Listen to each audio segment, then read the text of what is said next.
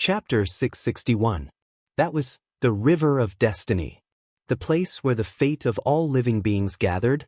It was also the most mysterious place in the primordial world. Rumble.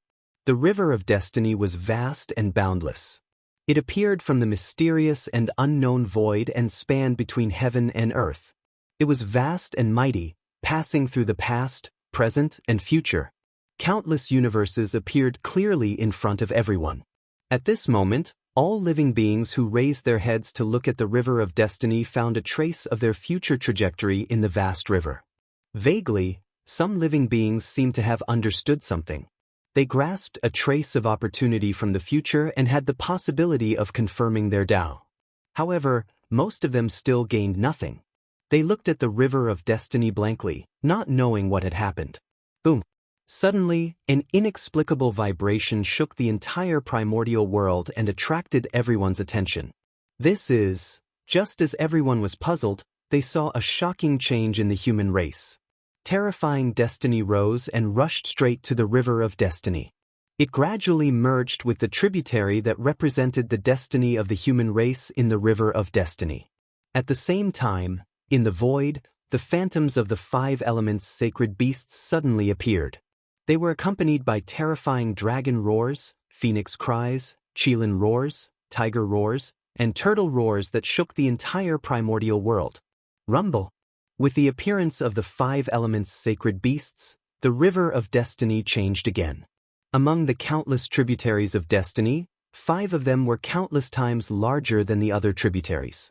They were like vast rivers that suddenly changed their trajectories and flowed towards the destiny of the human race, converging with it.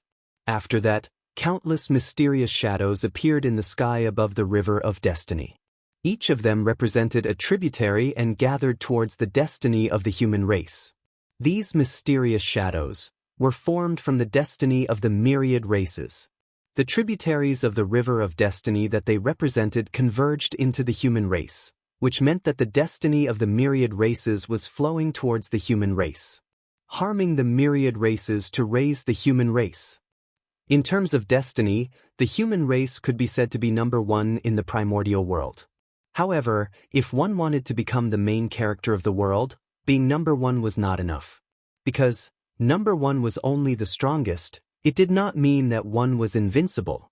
The second, third, fourth, and even later existences might be able to defeat the first if they joined forces. Therefore, if the human race wanted to truly become the main character of the world, they had to suppress the primordial world in terms of destiny. Even if all the factions of the primordial world joined forces, they would not be able to suppress the human race in terms of luck. He had gathered the destiny of all races in order to establish the destiny of the human race to suppress the primordial world. However, luck suppressing the primordial world was only the beginning. Afterwards, as the human race developed, its karmic luck would grow stronger and stronger until it completely devoured the karmic luck of all other races and occupied the entire river of fate. In fact, take the human Tao and replace it, to redefine humanity with the human race. Rumble. Under the infusion of the providence of the myriad races, the providence of the human race became stronger and stronger.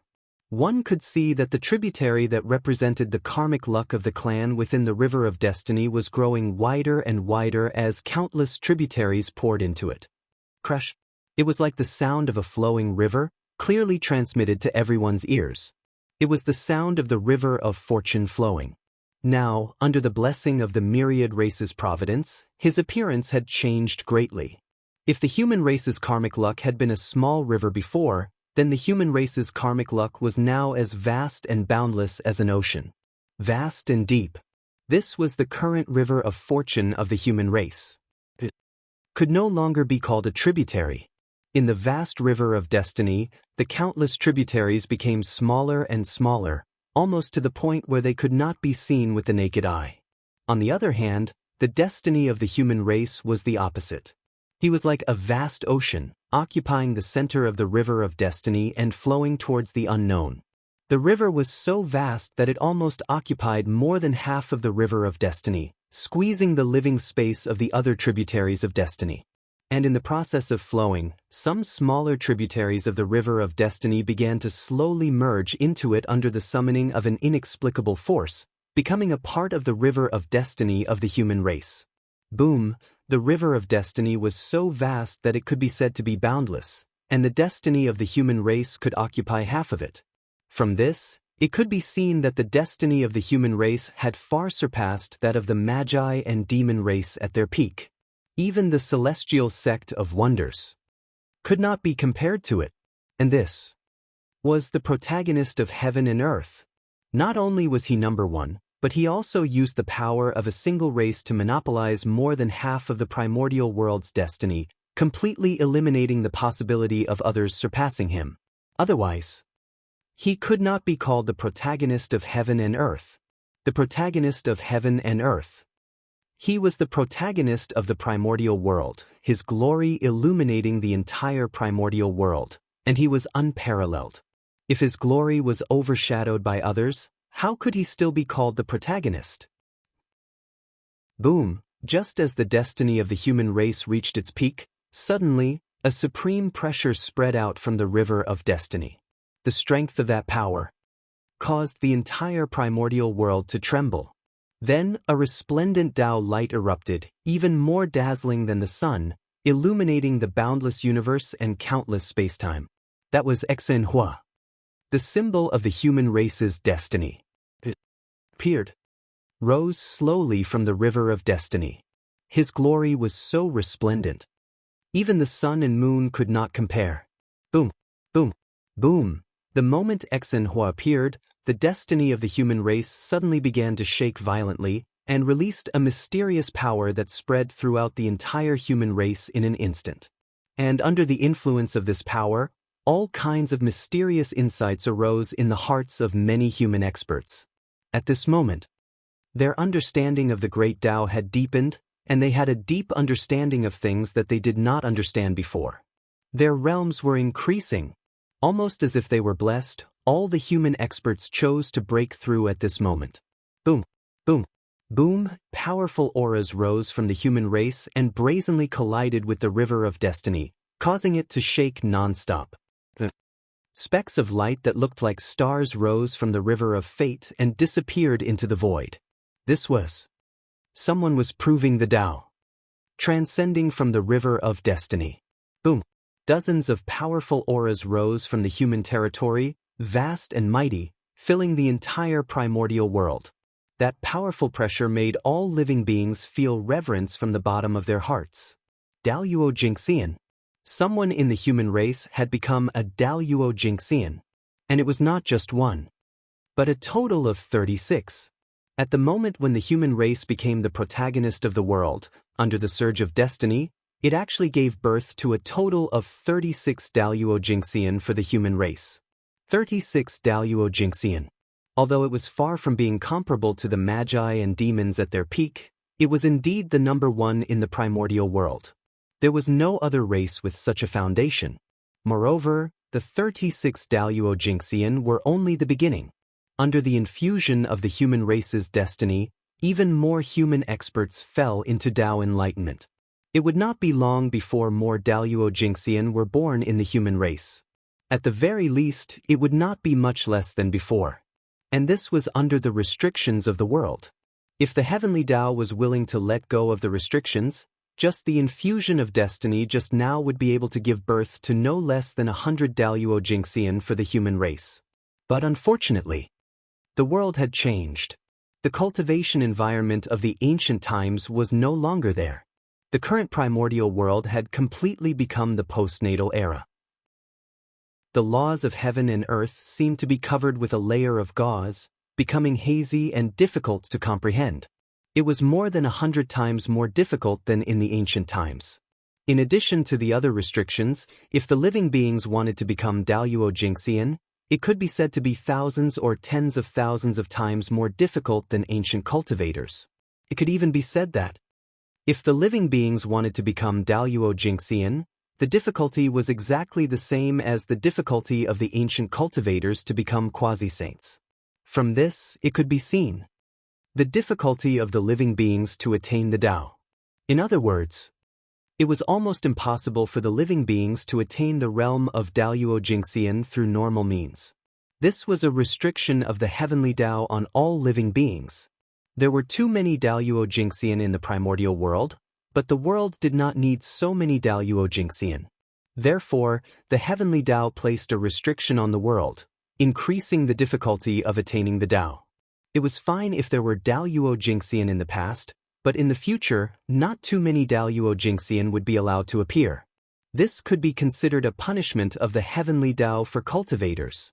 The reason why cultivators were getting worse with each generation was not only because the cultivation environment was getting worse, but also because the heavenly Tao was deliberately restricting them.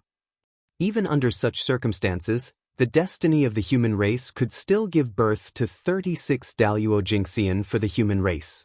It could be seen how powerful the destiny of the human race was. And the strength of the destiny of the human race was not only shown. Under the Daluo Jingxian, there were more Tai Jingxian and Golden Immortals breaking through. Could be said that, as the human race became the main character of the world, the strength of the human race as a whole increased by a large level. With so many experts breaking through, almost all the spiritual energy in the human territory was squeezed dry. Even the heavenly cycle palace, which the human race had the most, was not enough.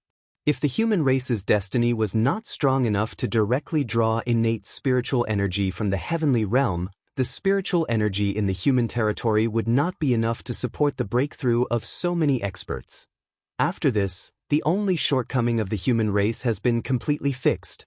In the heavenly court, the South Pole Emperor quietly watched the changes of the human race, his heart filled with joy. The sudden change really brought him a huge surprise. One had to know that although the human race was strong in the past, it was obviously abnormal. There were many low-level cultivators, and they could be said to be the most powerful in the primordial world. Excluding Feng Zichen, there were also the 3 sovereigns and 5 emperors, these 8 supreme experts. However, there were really too few middle-level and high-level cultivators. Daluo Jingxian was only in his 30s, obviously not worthy of the identity of the main character of the world. However, under the infusion of destiny, the strength of the human race suddenly increased to a level that was enough to match the identity of the main character of the world. In Feng Zichen's eyes, the strength of the human race was still far from being comparable to the shamans and demons at their peak. However, in the current primordial world, it was enough. They deserved to be number 1. Even if the 4 great sage orthodoxies attacked together, they were far from being a match for the human race. It could be said that under the infusion of destiny, the changes of the human race in this short period of time were comparable to the changes of the human race's normal development for tens of millions of years. This change. Who would it be? Who would be unhappy? Not to mention Feng Zichen.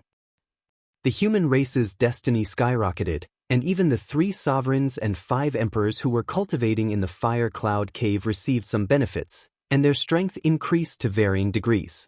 Even Nuwa, who was far away in the chaos outside the heavens, was also affected, and her strength suddenly increased by a large margin. However, for them, the improvement of their strength was secondary. The main thing was that with the improvement of their destiny, their understanding of the Tao had become deeper. Especially for Fuxi, the improvement of his destiny was even more significant. With the blessing of the human race's destiny, he, who already had a deep foundation, truly saw the possibility of attaining the Tao. It was estimated that it would not be long before he could take that crucial step and cultivate into the primordial Daluo Jingxian. This kind of power was not the power brought by the quasi-saint karmic rank, but the power that truly belonged to him. The primordial Daluo Jingxian. The karmic rank only brought him the power comparable to the primordial Daluo Jingxian, but it did not deprive him of the possibility of continuing to improve. The two did not conflict. On the contrary, the two complemented each other. Karmic rank was the authority of the primordial world. Having a karmic rank, it was like the authorities were giving you a cheat. With the blessing of the karmic rank, the cultivation speed would be faster. Similarly, the stronger one was, the more perfect the power brought by the karmic rank could be. It was true that the power of the karmic rank was very strong, But this did not mean that the person with the karmic rank was weak. In other words, even the current 6 sages, even if they had suddenly lost their sage karmic rank, they were still the supreme masters who suppressed the primordial world. This was because they had already cultivated into the realm of the primordial Daluo Jingxian with the blessing of the sage karmic rank. The 6th heaven of the sage was the 6th heaven of the primordial chaos. In terms of the essence of the realm, there was no difference between the two. The only difference was that the former could control the power of the way of heaven, while the latter could not. As the supreme masters of the human race, the 3 sovereigns, 5 emperors, and Nuwa had all benefited. In terms of contribution to the human race, Feng Zichen, who was also the North Star Emperor, would naturally benefit more than them. Boom on the North Star. An invisible force descended with a loud rumble. It ignored all the restrictions and formations and directly blasted on the light cocoon formed by the North Star Emperor in the North Star Palace. The North Star Emperor, who was at the critical moment of transformation and was only half a step away, directly took the last step with the help of this force and completed the final transformation. Bang! There was a shocking explosion, and the light cocoon formed by the North Star Emperor shattered and turned into light spots that filled the sky and disappeared. At the same time, a supreme pressure swept out in all directions with the North Star as the center. In the blink of an eye, it spread to the entire primordial world. Whoosh! At this moment, the world went silent. In front of this supreme pressure, the world seemed to have frozen. Time and space stopped moving, and the rules also stopped operating. Only on the North Star. A figure that was surrounded by Taoist rhymes and filled with a mysterious aura slowly appeared. That was the North Star Emperor. He had attained the Tao. In a trance, endless light bloomed from his body. It was extremely bright, and the world lost its color. Only the bright light of the Tao filled the air. P.S. Today is the birthday of my book friend, the Sky Guide. I would like to say to him, Happy birthday. I hope he can see it. Chapter 662. However, very soon, the unbelievably bright Tao light began to fade. Like flowing water, the Tao light that shrouded the entire Eldritch universe vanished in the blink of an eye and gathered behind the North Star Emperor. After a series of distortions, the bright Tao light gradually dimmed, and endless mysterious runes appeared. Not long after, the Tao light completely disappeared. A long river made of innate runes replaced his position and floated behind the North Star Emperor, bobbing up and down. That was the Great Tao River. It was formed by the North Star Emperor's Great Tao and was more than 3,000 miles long.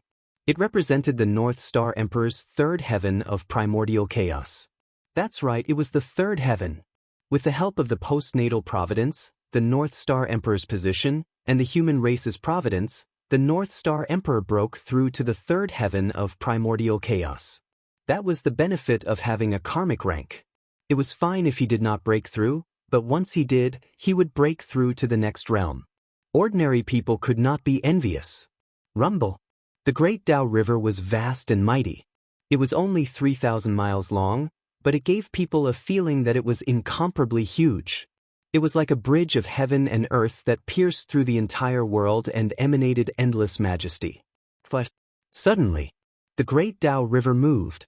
Endless innate runes flowed like flowing water and made splashing sounds, breaking the peace of heaven and earth. Then, as if something was broken, heaven and earth resumed its flow. Time and space were no longer stagnant, and the laws began to operate again.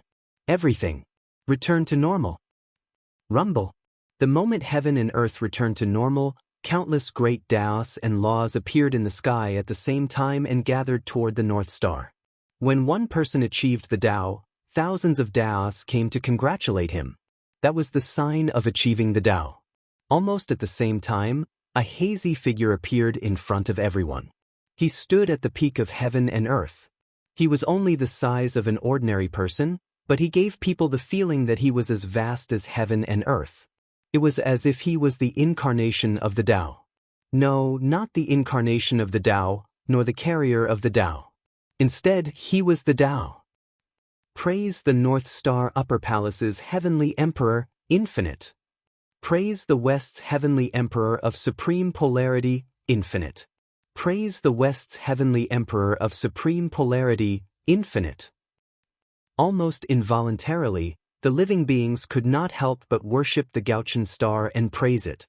After that, not long after all the living beings bowed, the phenomenon of flowers falling from the sky and golden lotuses surging from the ground suddenly appeared in the heavens and the earth, and boundless auspicious aura suffused the air. It could be said that, following the North Star's attainment of the Tao, a joyous atmosphere pervaded the entire wilderness. This was the heavenly Tao's blessing to the North Star Emperor. The North Star Emperor's attainment of the Tao was celebrated by everyone. This treatment was almost comparable to that of a saint. As the supreme of heaven and earth, the innate sword ancestor, the sage emperor of the human race, the post-celestial Tao ancestor, and the great Taoist priests, great Emperor Gauchian was qualified to do so. If the heavens and earth did not bless him when he attained the Tao, given the vastness of the primordial world, who was qualified to receive the blessings of the world when they attained the Tao? After all, in a sense, the status of the North Star Emperor was even more honorable than that of a sage. Not to mention anything else. The three words, great Taoist priests, were enough to make the North Star Emperor stand at the top of the untainted land and be worshipped by all living beings. The North Star Emperor has attained the Tao. The great divine masters who were awakened by the commotion of the human race stared blankly at the North Star Emperor's attainment of the Tao. Even though they had thousands of words in their hearts, they could not say a single word. Even though they knew that the North Star Emperor would attain the Tao at any time, everyone was already mentally prepared. However, when this scene really happened, it still brought great shock to the great divine masters of the primordial world. Even the great Emperor Ziwei's attainment of the Tao did not bring such a great shock to everyone. Under this kind of shock, because of the North Star Emperor's attainment of the Tao, the bottleneck that restricted them from breaking through the primordial chaos Daluo Jingxian began to loosen. They did not have the time to check. Everything was because the one who attained the Tao was the North Star Emperor. The young man from the human race was from the Zichen clan. He was different from the great Emperor Ziwei. The great Emperor Ziwei had a strong background and was almost unparalleled in the primordial world. He was a great god born from the Ziwei star and was from the same sect as the heavenly Tao. He was known as the god of Pangu and was the purest Pangu. Such a person was destined to attain the Tao. No matter how great his achievements were, it would not surprise anyone. At most, they would sigh and say, "The legacy of the Pangu is so terrifying." On the contrary, it would be surprising if such a person could not attain the Tao. Therefore, even if the great Emperor Ziwei only used less than 10 million years to attain the Tao, no one would be too surprised. Moreover, from the fact that the great Emperor Ziwei and the North Star Emperor were on good terms, it could be seen that the great Emperor Ziwei had already existed countless years ago. It was just that he did not show up because of the threat of Dijun. Being born during the great calamity of the world was just a trick to deceive people. Who knew how many years he had hidden in the dark to cultivate? Therefore, using less than 10 million years to reach the Tao was something that could only deceive some ignorant existences. None of the truly powerful existences would believe such a thing. However, the North Star Emperor was different. He was a great existence that had really grown up under their noses. It had only been more than 10 million years since the birth of the human race.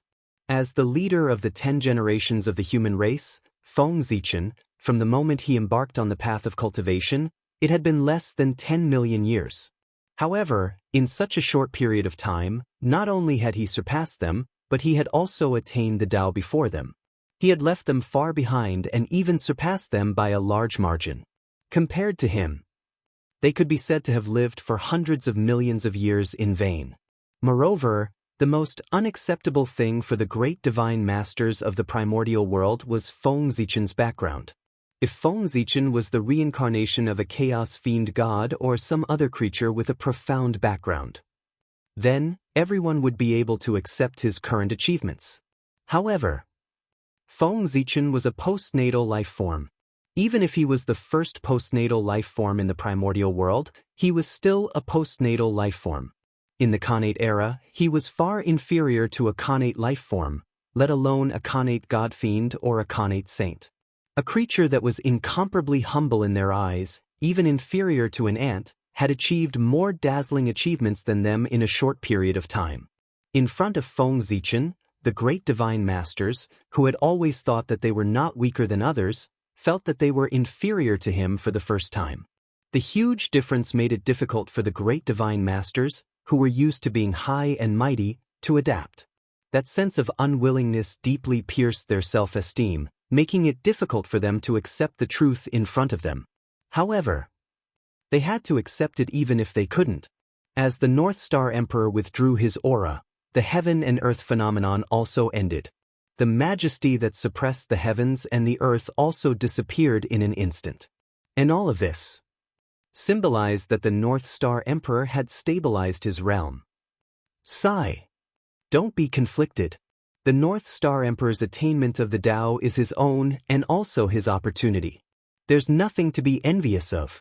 Moreover, his attainment of the Tao is also a good thing for us. The Poor Way feels that with the North Star Emperor's attainment of the Tao, the boundary between the quasi-sage realm and the primordial chaos Daluo Jingxian realm is becoming more and more blurred.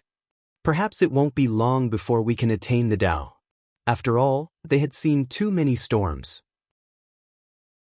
After losing their composure for a short while, everyone quickly stabilized their Tao hearts and improved a little, making their hearts to pursue the Tao even more determined.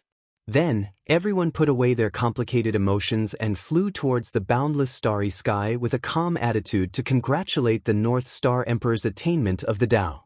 Just as everyone moved, the North Star Emperor and the South Pole Emperor moved at the same time.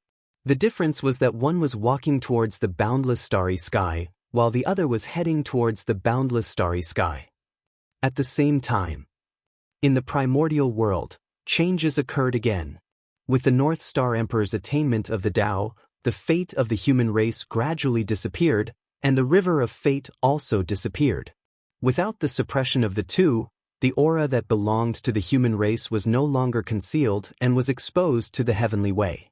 In the human race's territory, 36 auras that belonged to the Daluo Jingxian and tens of thousands of auras that belonged to the Tai Jingxian burst out without any reservation. Rumble! The terrifying aura rose from the human race's territory and rushed to the sky, stirring up the boundless wind and clouds. Even the heavenly court was shaken by the aura. One could see how powerful it was. Good heavens! With such a powerful force, it could be said to be comparable to a quasi-sage expert, let alone surpassing the golden immortal realm. The human race's action was no less than challenging the heavenly way. Rumble! In the blink of an eye, the moment the human race's aura was exposed, the sea of laws at the intersection of heaven and earth shook violently as if it was enraged. Boundless laws swept out as if they were going to suppress everything. Clatter! The sound of chains rattling could be heard from the void. Then, in the sea of laws, streaks of divine light descended and turned into divine chains of order that charged toward the human race. Swish, swish, swish, swish, swish, swish. Before the human experts could react, the divine chains of order formed by the divine light had already crossed the boundless void and arrived in the human race's territory. They wrapped around the human experts' bodies and locked them firmly. Then, streaks of divine light flashed. The human experts who were entangled by the divine light had disappeared without a trace. They had been led to the heavenly realm. Not long after, more than half of the human experts had disappeared. However, while some people were slow to react, there were naturally others who reacted quickly. As soon as the river of fate disappeared, some people realized that something was wrong. Almost instinctively, they rushed into the heavenly palace. Thus, under the protection of the heavenly palace, these human experts were not sensed by the divine light and were spared. Even so, more than 80% of the human experts were still forced to ascend to the heavenly realm. After this incident, the human race's strength in the primordial world could be said to have suffered a great loss. When they were forcefully received by the divine light, their bodies were branded with the heavenly Tao. With this Tao imprint, even if their strength was suppressed, they would not be able to return to the primordial world in a short period of time. This was because with the heavenly Tao imprint on their bodies, they would definitely be rejected by the primordial world. They could only return to the primordial world after the heavenly Tao aura disappeared. There was another important point. The heavenly Tao aura on the imprint would disappear, but the imprint itself would not disappear. The imprints could be stacked. The more imprints one had, the harder it would be to get close to the primordial world. At the same time, when the imprints accumulated to a certain number, it would attract a heavenly tribulation or even a heavenly punishment. This was a method used by the heavenly Tao to counter cultivators. It was to prevent cultivators from frequently exposing their strength in the primordial world. If they wanted to erupt once and leave, they could come back later. That was impossible. The loopholes of the heavenly Tao were not so easy to exploit. Those who dared to exploit the loopholes of the heavenly Tao would definitely pay the price. This was because the heavenly Tao would not reason with you at all. If they found a loophole, they would fill it. As for those who took advantage of the loopholes, they would kill them casually. Therefore, even if there was a passage to the heavenly realm in the heavenly palace, the human experts who were guided away by the divine light could not return through these passages.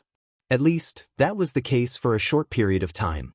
However, they did not have to return. This was because the primordial world would welcome the 6 celestial emperors of the human race, the North Star Emperor.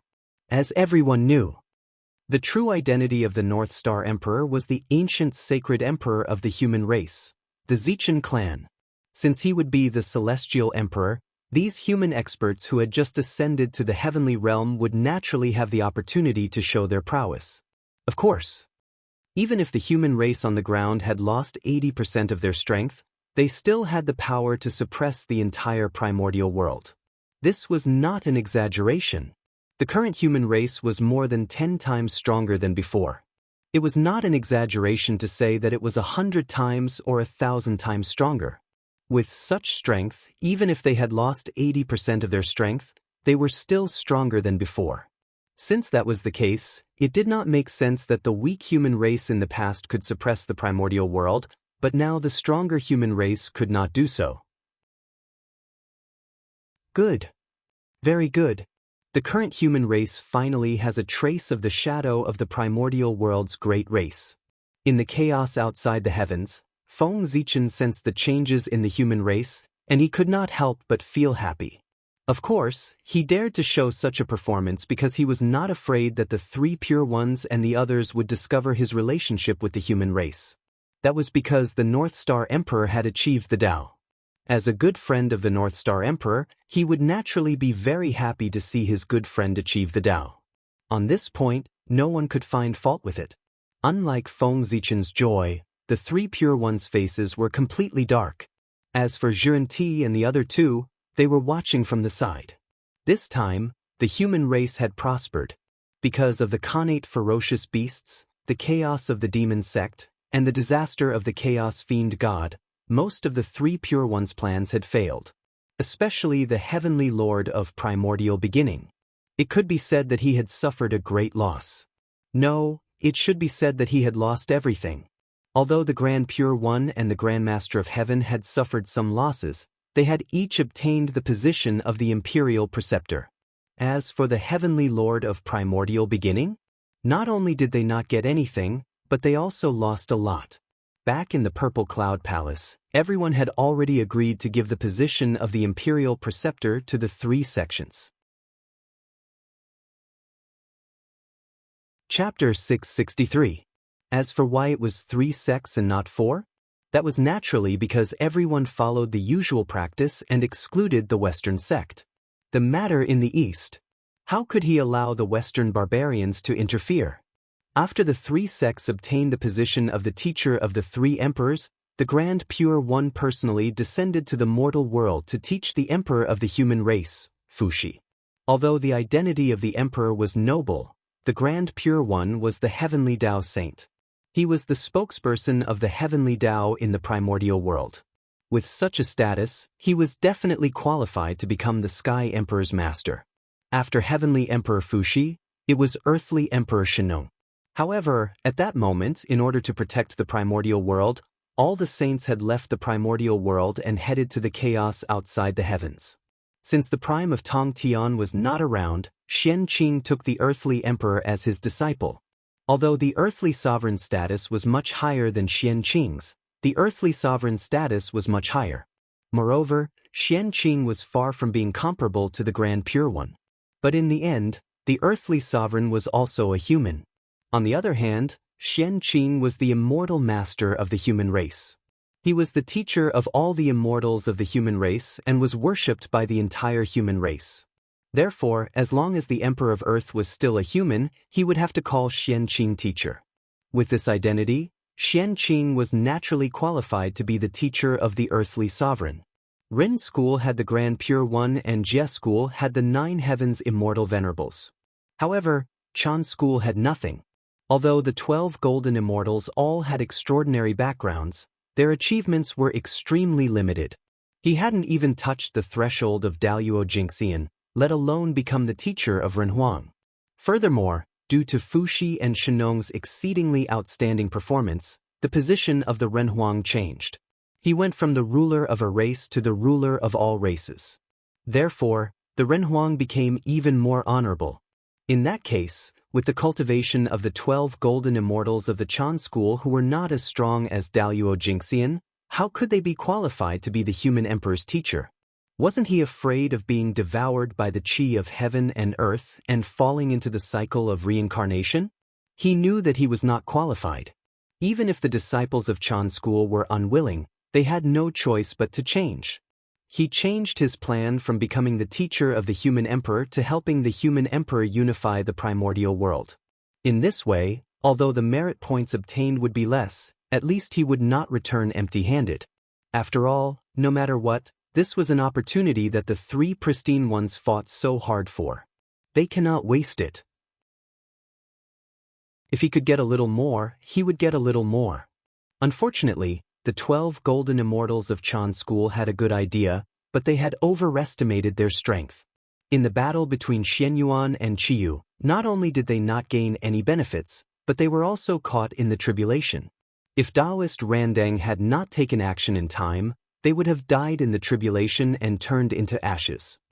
After a great battle, not only did he not reap any benefits, he almost lost his disciple. How could the primordial Lord of Heaven not be angry? And this was not what angered him the most.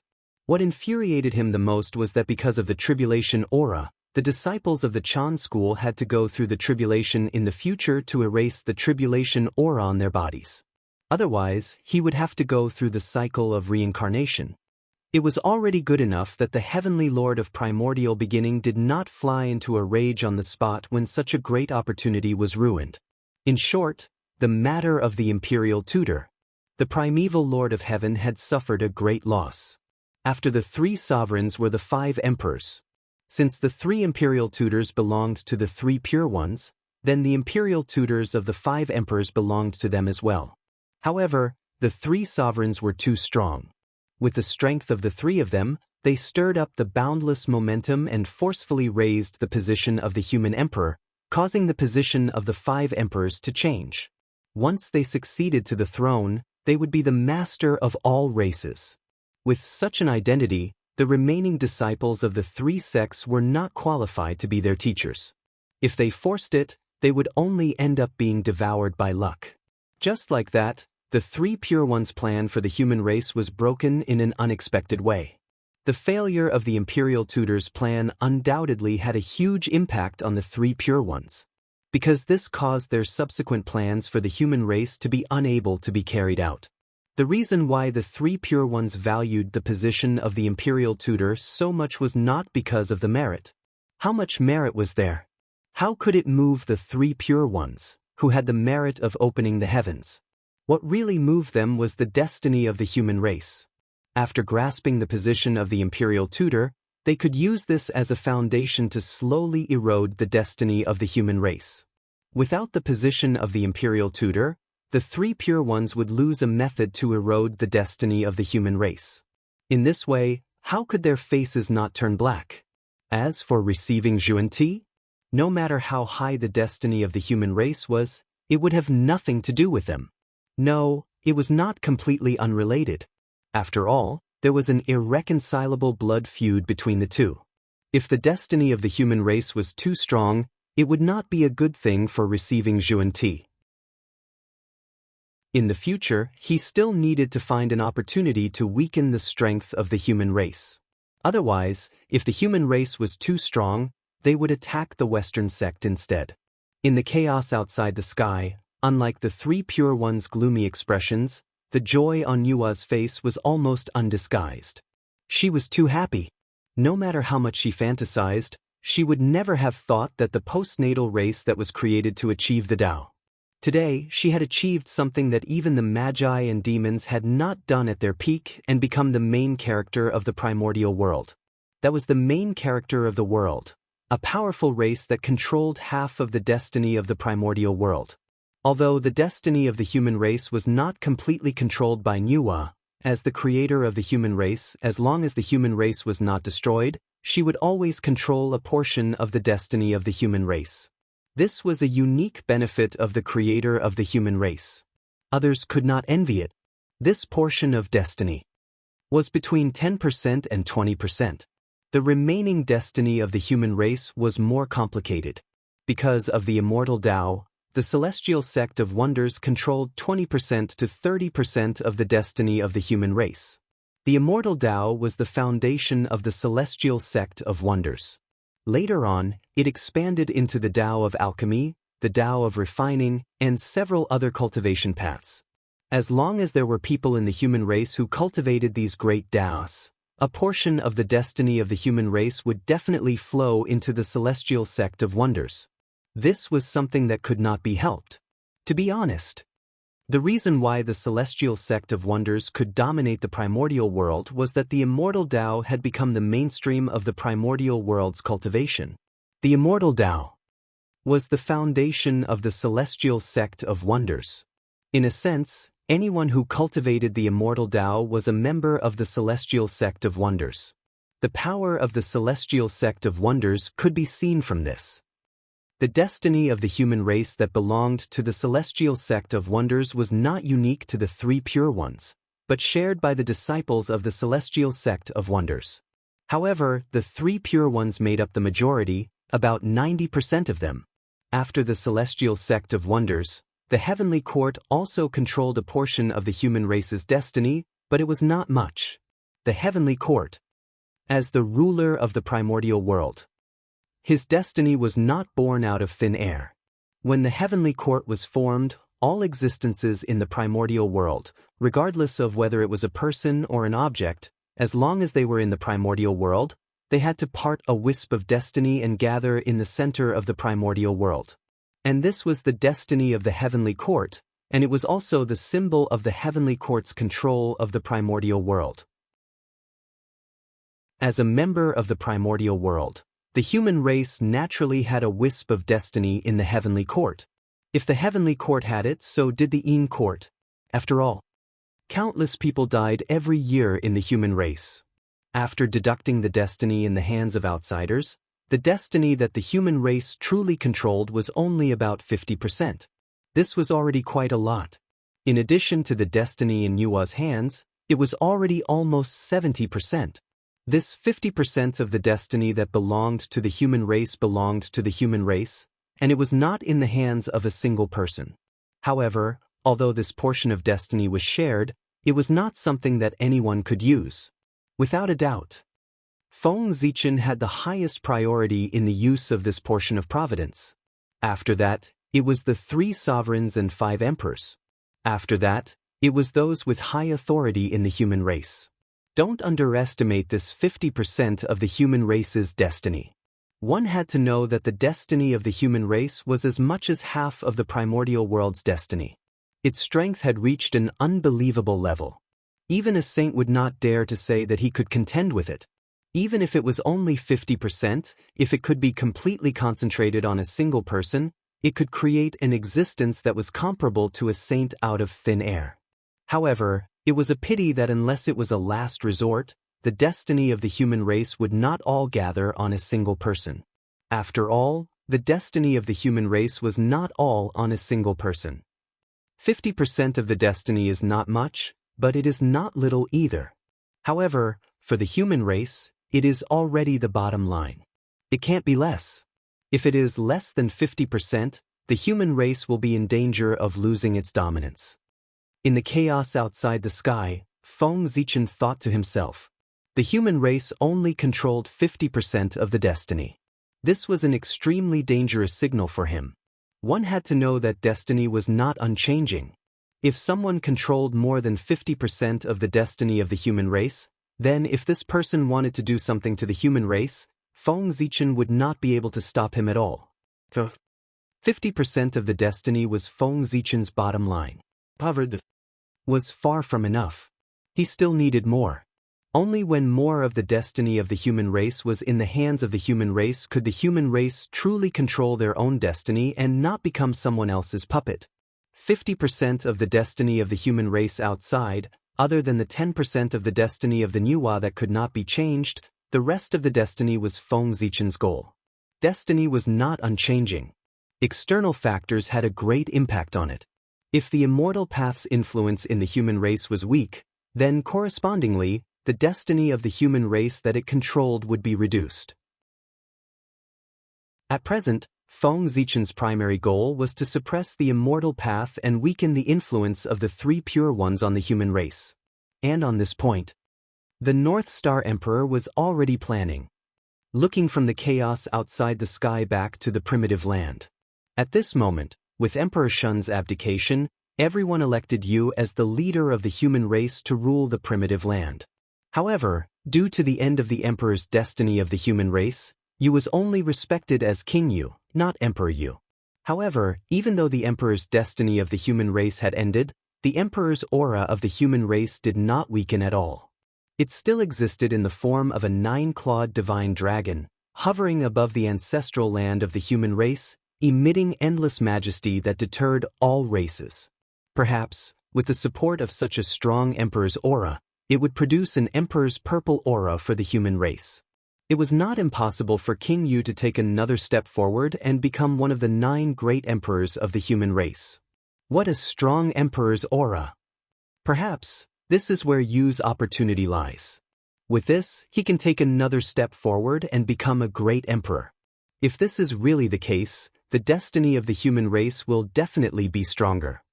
In the heaven, the North Star Emperor could not help but exclaim when he saw the scene in the ancestral land of the human race. Such a strong emperor's aura could be said to be the foundation of becoming an emperor. As long as the human race could develop steadily in the coming days without any major issues, the matter of Yu becoming the Motherf * King Human King was basically set in stone. However, things would obviously not go so smoothly. That was because Heaven's Way had decided for the human race to prosper, and there were only 8 great emperors, the 3 sovereigns and 5 emperors. The extra one was obviously not within Heaven's Way's plan. This was going against Heaven's Way. There would definitely be countless tribulations accompanying it to cut off the possibility of the 9th great emperor appearing in the human race. The peace in the primitive land would not be maintained for long. That was because Heaven's Way had not noticed the signs of King Yu becoming an emperor. Therefore, the primitive land could continue to maintain its peace. However, once Heaven's Way noticed that something was wrong, endless tribulations would definitely follow and descend upon the primitive land to destroy King Yu's foundation of becoming an emperor. Heaven's Way! Then let's have a fight and see whose methods are better. Emperor Gaochen thought silently as he thought about the possible tribulations in the future. He had already expected the tribulations that King Yu would face when he became an emperor. After all, the birth of a great emperor was never simple.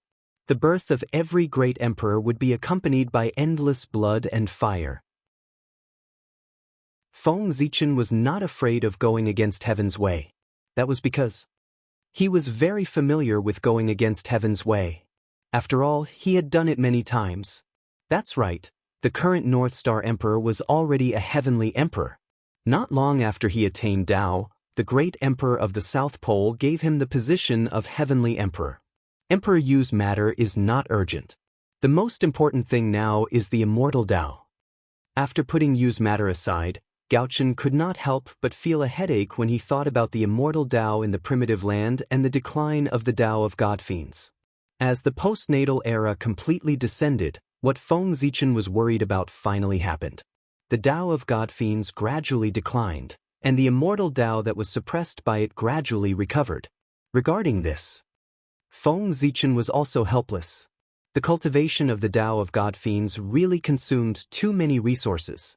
The current environment could not support the cultivation of this Tao at all. There was no possibility of taking another step forward. Who would be foolish enough to persist?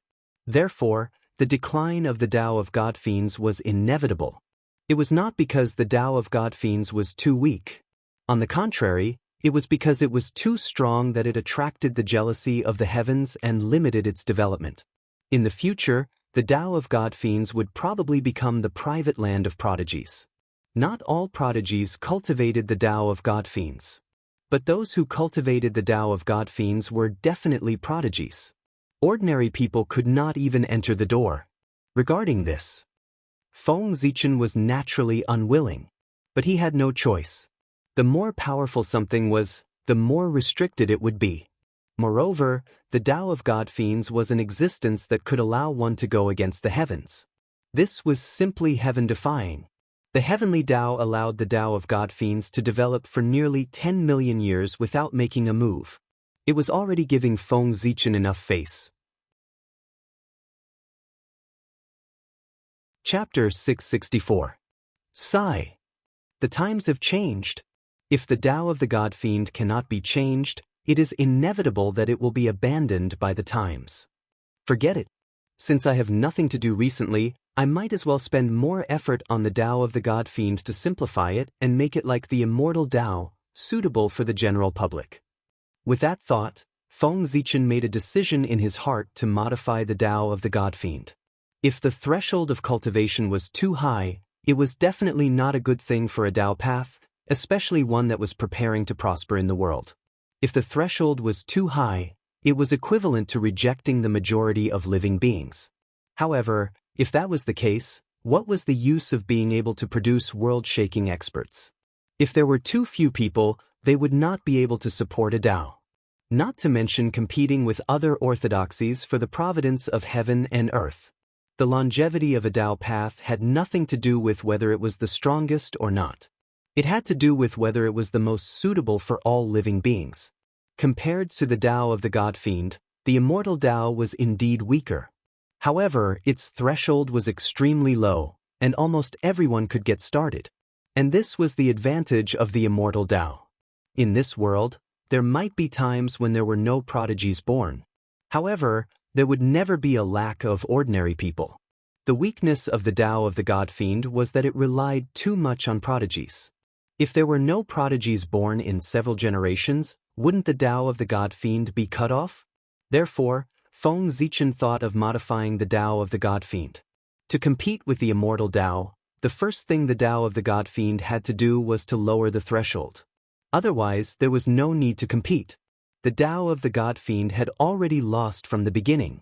Just like that, Feng Zichen was immersed in modifying the Tao of the God Fiend. Just like that, time passed by unknowingly. In the blink of an eye, 10,000 years had passed. Rumble.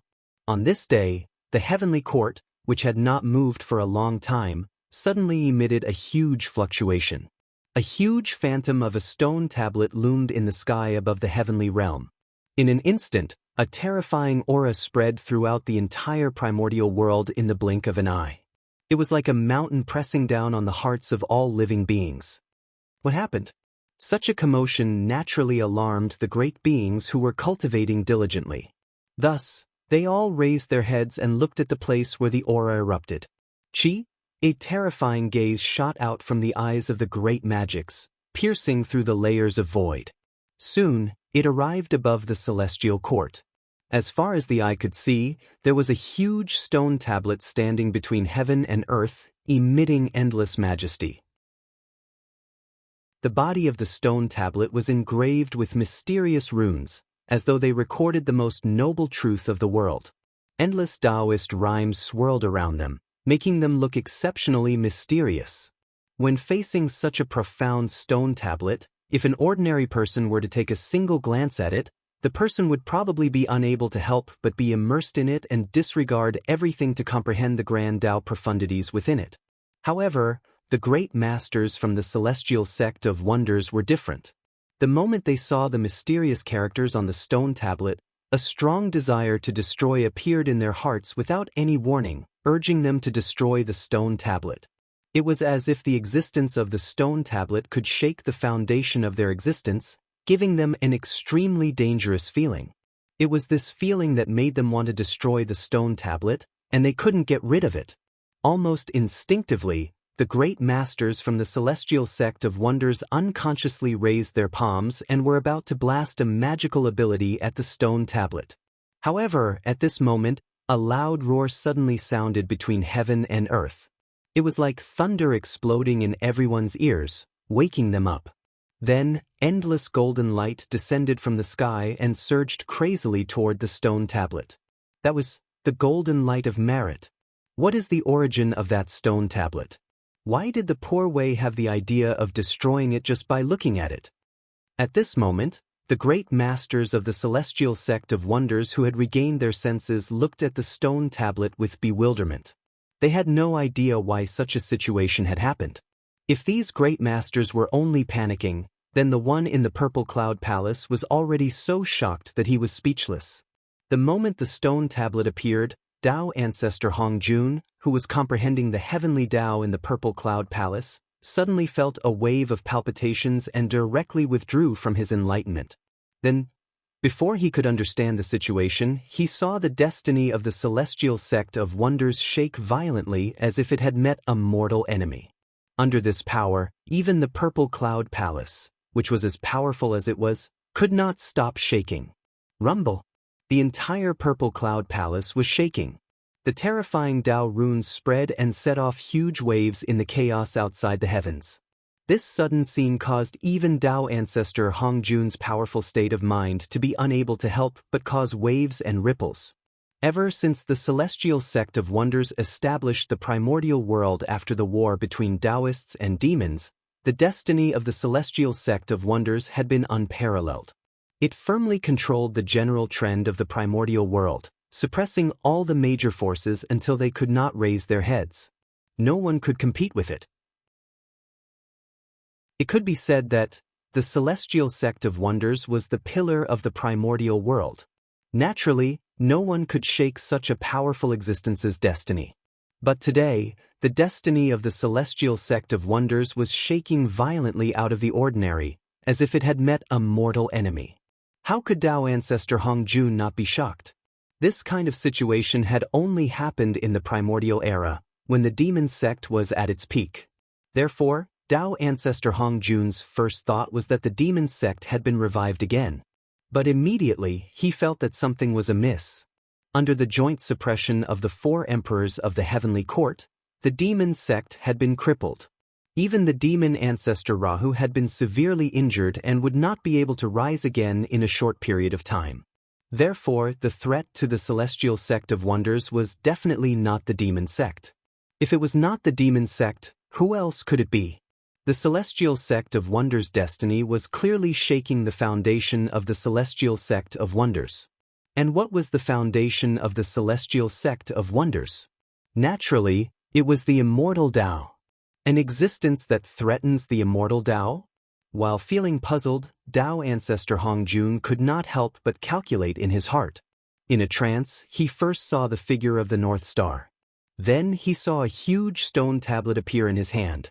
It was extremely powerful, shattering endless time and space.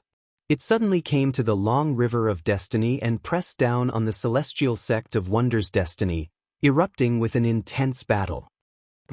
Martial Tao. It's the North Star. Shocked, Tao ancestor Hongjun withdrew from his deduction, but he had already understood the cause and effect. Martial Tao, an existence on par with the immortal Tao? North Star, is this the trump card you left for the human race? It's indeed an incredible achievement. However, if you want to rely on this to deal with the immortal Tao, you're underestimating the poor way of the celestial sect of wonders. The celestial sect of wonders was able to stand at the peak of the eldritch world for countless years not only because of the advantage of the immortal Tao, but also because of the accumulation of the immortal Tao cultivators who occupied almost 90% of the Eldritch world's living beings. In the face of such a powerful force, how can a newly born martial Tao compete with the immortal Tao? After understanding everything, Tao ancestor Hongjun only sneered coldly, and then he once again fell into a state of enlightenment. Even though he knew about the existence of martial Tao, he had no intention of doing anything to it. Firstly, martial Tao had just been born, and it was naturally protected by the heavens and earth. With the support of endless merit, others could not destroy it. Secondly, there was no need to. Yes, there was no need. Just as Tao ancestor Hongjun had said earlier, martial Tao had just been born and did not have the capital to compete with the immortal Tao. Did they really think that the power that the immortal Tao had accumulated over countless years was a joke? It could be said that, as time passed, the immortal Tao had long penetrated into every corner of the world and became an indelible part of it. In the Eldritch world, almost 90% of the living beings had chosen to cultivate the immortal Tao. This power, just thinking about it, was terrifying. Back then, the reason why the demonic Tao could compete with the immortal Tao was only because everyone was on the same starting line. And now, the celestial sect of wonders had long reached the end, but the martial Tao had just started from the beginning. With such a huge gap, how could the two compete? There was no comparison at all. If the immortal Tao was surpassed by the martial Tao under such circumstances, then it could only be said that the experts of the celestial sect of wonders were worse than pigs. They might as well all die of stupidity. In short, regarding the competition with the martial Tao, Tao ancestor Hongjun could not be considered to have interfered. He had already merged the Tao and become a part of the heavenly Tao. Although the luck of the celestial sect of wonders was not something dispensable to him, it was not of much use. Moreover, anything that was beneficial to the Eldritch world, even if it hindered the development of the celestial sect of wonders, he would still support it. This was the price of merging the Tao. He had no choice. Not to mention, right now, the most important thing for Tao ancestor Hongjun was to pursue the realm of the Wuji Daluo Jinxian. Some mundane matters should not affect him. However, even so, Tao ancestor Hongjun did not do nothing. Just as he was cultivating in seclusion again, information about the martial Tao naturally appeared in the sea of consciousness of the second-generation disciples of the celestial sect of wonders. After all, it was the great Tao that he had created himself. Tao ancestor Hongjun had some selfish motives. Very good. In a hall somewhere in the heavenly court, Feng Zichen looked at the stone tablet floating in the air in front of him and could not help but nod his head in satisfaction. This stone tablet was called the Heavenly Tablet of Martial Tao. The mysterious runes recorded on the tablet were the general outline of Martial Tao. And without a doubt, the so-called Martial Tao was a simplified version of the Path of Gods and Demons. Compared to the Path of Gods and Demons, the Martial Tao was undoubtedly much weaker. Not only was its combat strength far inferior, but even its ability to go against the innate heavens was also removed. This formed the martial Tao in front of him. However, although the martial Tao was weak, its threshold had dropped too much. It was even lower than the immortal Tao. Basically, anyone could enter the martial Tao. There was no aptitude requirement at all. There was just one thing that was not good. It was easy to enter the martial Tao, but difficult to achieve great success. If one wanted to achieve great success in the martial Tao, it was much more difficult than achieving great success in the immortal Tao. However, it did not matter. The martial Tao was not prepared for those with good talent. The meaning of the martial Tao was to facilitate those with insufficient aptitude to step onto the path of cultivation. Those with good talent did not need to cultivate the martial Tao. At the end of the martial Tao, there was still the path of gods and demons waiting for them. The end of the martial Tao was the beginning of the divine Tao. The end of the martial Tao here did not refer to the Tao. It was when the martial Tao Foundation establishment reached an extremely perfect realm. There was no way to advance. In this way, one could break the shackles of the martial Tao and step into the domain of the path of gods and demons. It could be said that, The martial Tao was the foundation of the path of gods and demons. The meaning of its existence, other than helping those with poor talent to step onto the path of cultivation, there was another purpose. That was to select talents for the path of gods and demons. Only those with the most outstanding performance when the martial Tao Foundation establishment could step onto the path of gods and demons. Although the path of gods and demons and the martial Tao were two different great Taos, in fact, they were the same great Tao. The difference was, one walked the elite path, the other walked the popular path. The path of gods and demons was Feng Zichen's painstaking effort. How could he give up so easily? Naturally, he had to think of a way to preserve it completely. Even if there was the martial Tao, he could not cut off the inheritance of the path of gods and demons. Therefore, he had just thought of this way to have the best of both worlds. Not only did he preserve the path of gods and demons, but he also derived a martial Tao that was more suitable for the human race. The heavenly steel of martial Tao, go. In the heavenly court, Feng Zichen raised his arm slightly and pointed out. Immediately, the heavenly steel of martial Tao shook. A wave of martial Tao true will soared into the sky and pierced through the 33 heavens. Then, the heavenly steel of martial Tao broke through the void of the heavenly realm and directly passed through the sea of laws. With an incomparable aura, it crashed into the human race's ancestral temple. Rumble! At this moment, the destiny of the human race shook. Almost at the same time, the cultivation method of the martial path appeared in the minds of all the human race cultivators. In just an instant, martial Tao spread throughout the entire human race. The heavenly steel of martial Tao. It could be said that it was Feng Zichen's proud work. It was an object that preached the Tao, a divine ability, and a magic treasure. It was said that it was an object that preached the Tao because it recorded the truth of the martial Tao. It was said that it was a divine ability because in order to carry the truth of the martial Tao, Feng Zichen had changed the supreme divine ability that he had created from comprehending Mount Buzhou, the Mount Buzhou seal, and used its immortal divine power to transform into the main body of the heavenly steel of martial Tao.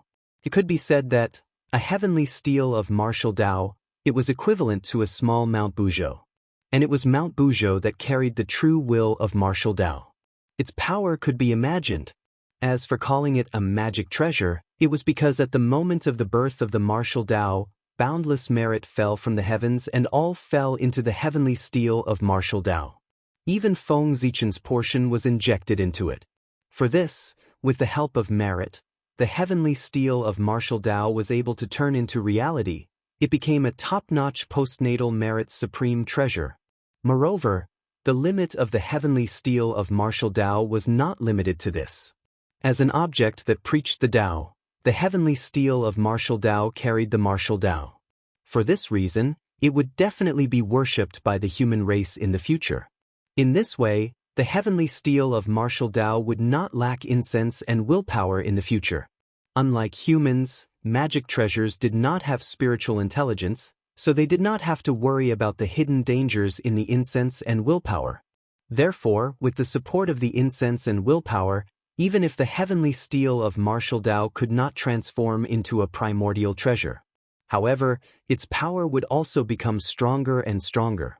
Sooner or later, it would reach the level of a primordial treasure. In that case, the human race would have another primordial treasure, and these would be the human race's capital to fight against the celestial sect of wonders in the future. After the birth of martial Tao, the luck of the human race has increased a lot. However, none of this is important. What's important is that with the birth of martial Tao, the human race will have the capital to fight against the immortal path. We won't become the puppets of the celestial sect of wonders. Looking at the changes in the human race, Feng Zichen's face revealed an unfathomable expression. Of course, he could also think of what Tao ancestor Hongjun could think of. But what he thought was even further than Tao ancestor Hongjun. The times were always changing. Therefore, in the primordial world, there was no cultivation path that could guarantee that they could always adapt to the times and not be abandoned by the times because they were backward. Therefore, even if it was as strong as the immortal path, there would be a day when it would be abandoned by the times. And at that time, it would be the opportunity for the martial Tao. Chapter 665.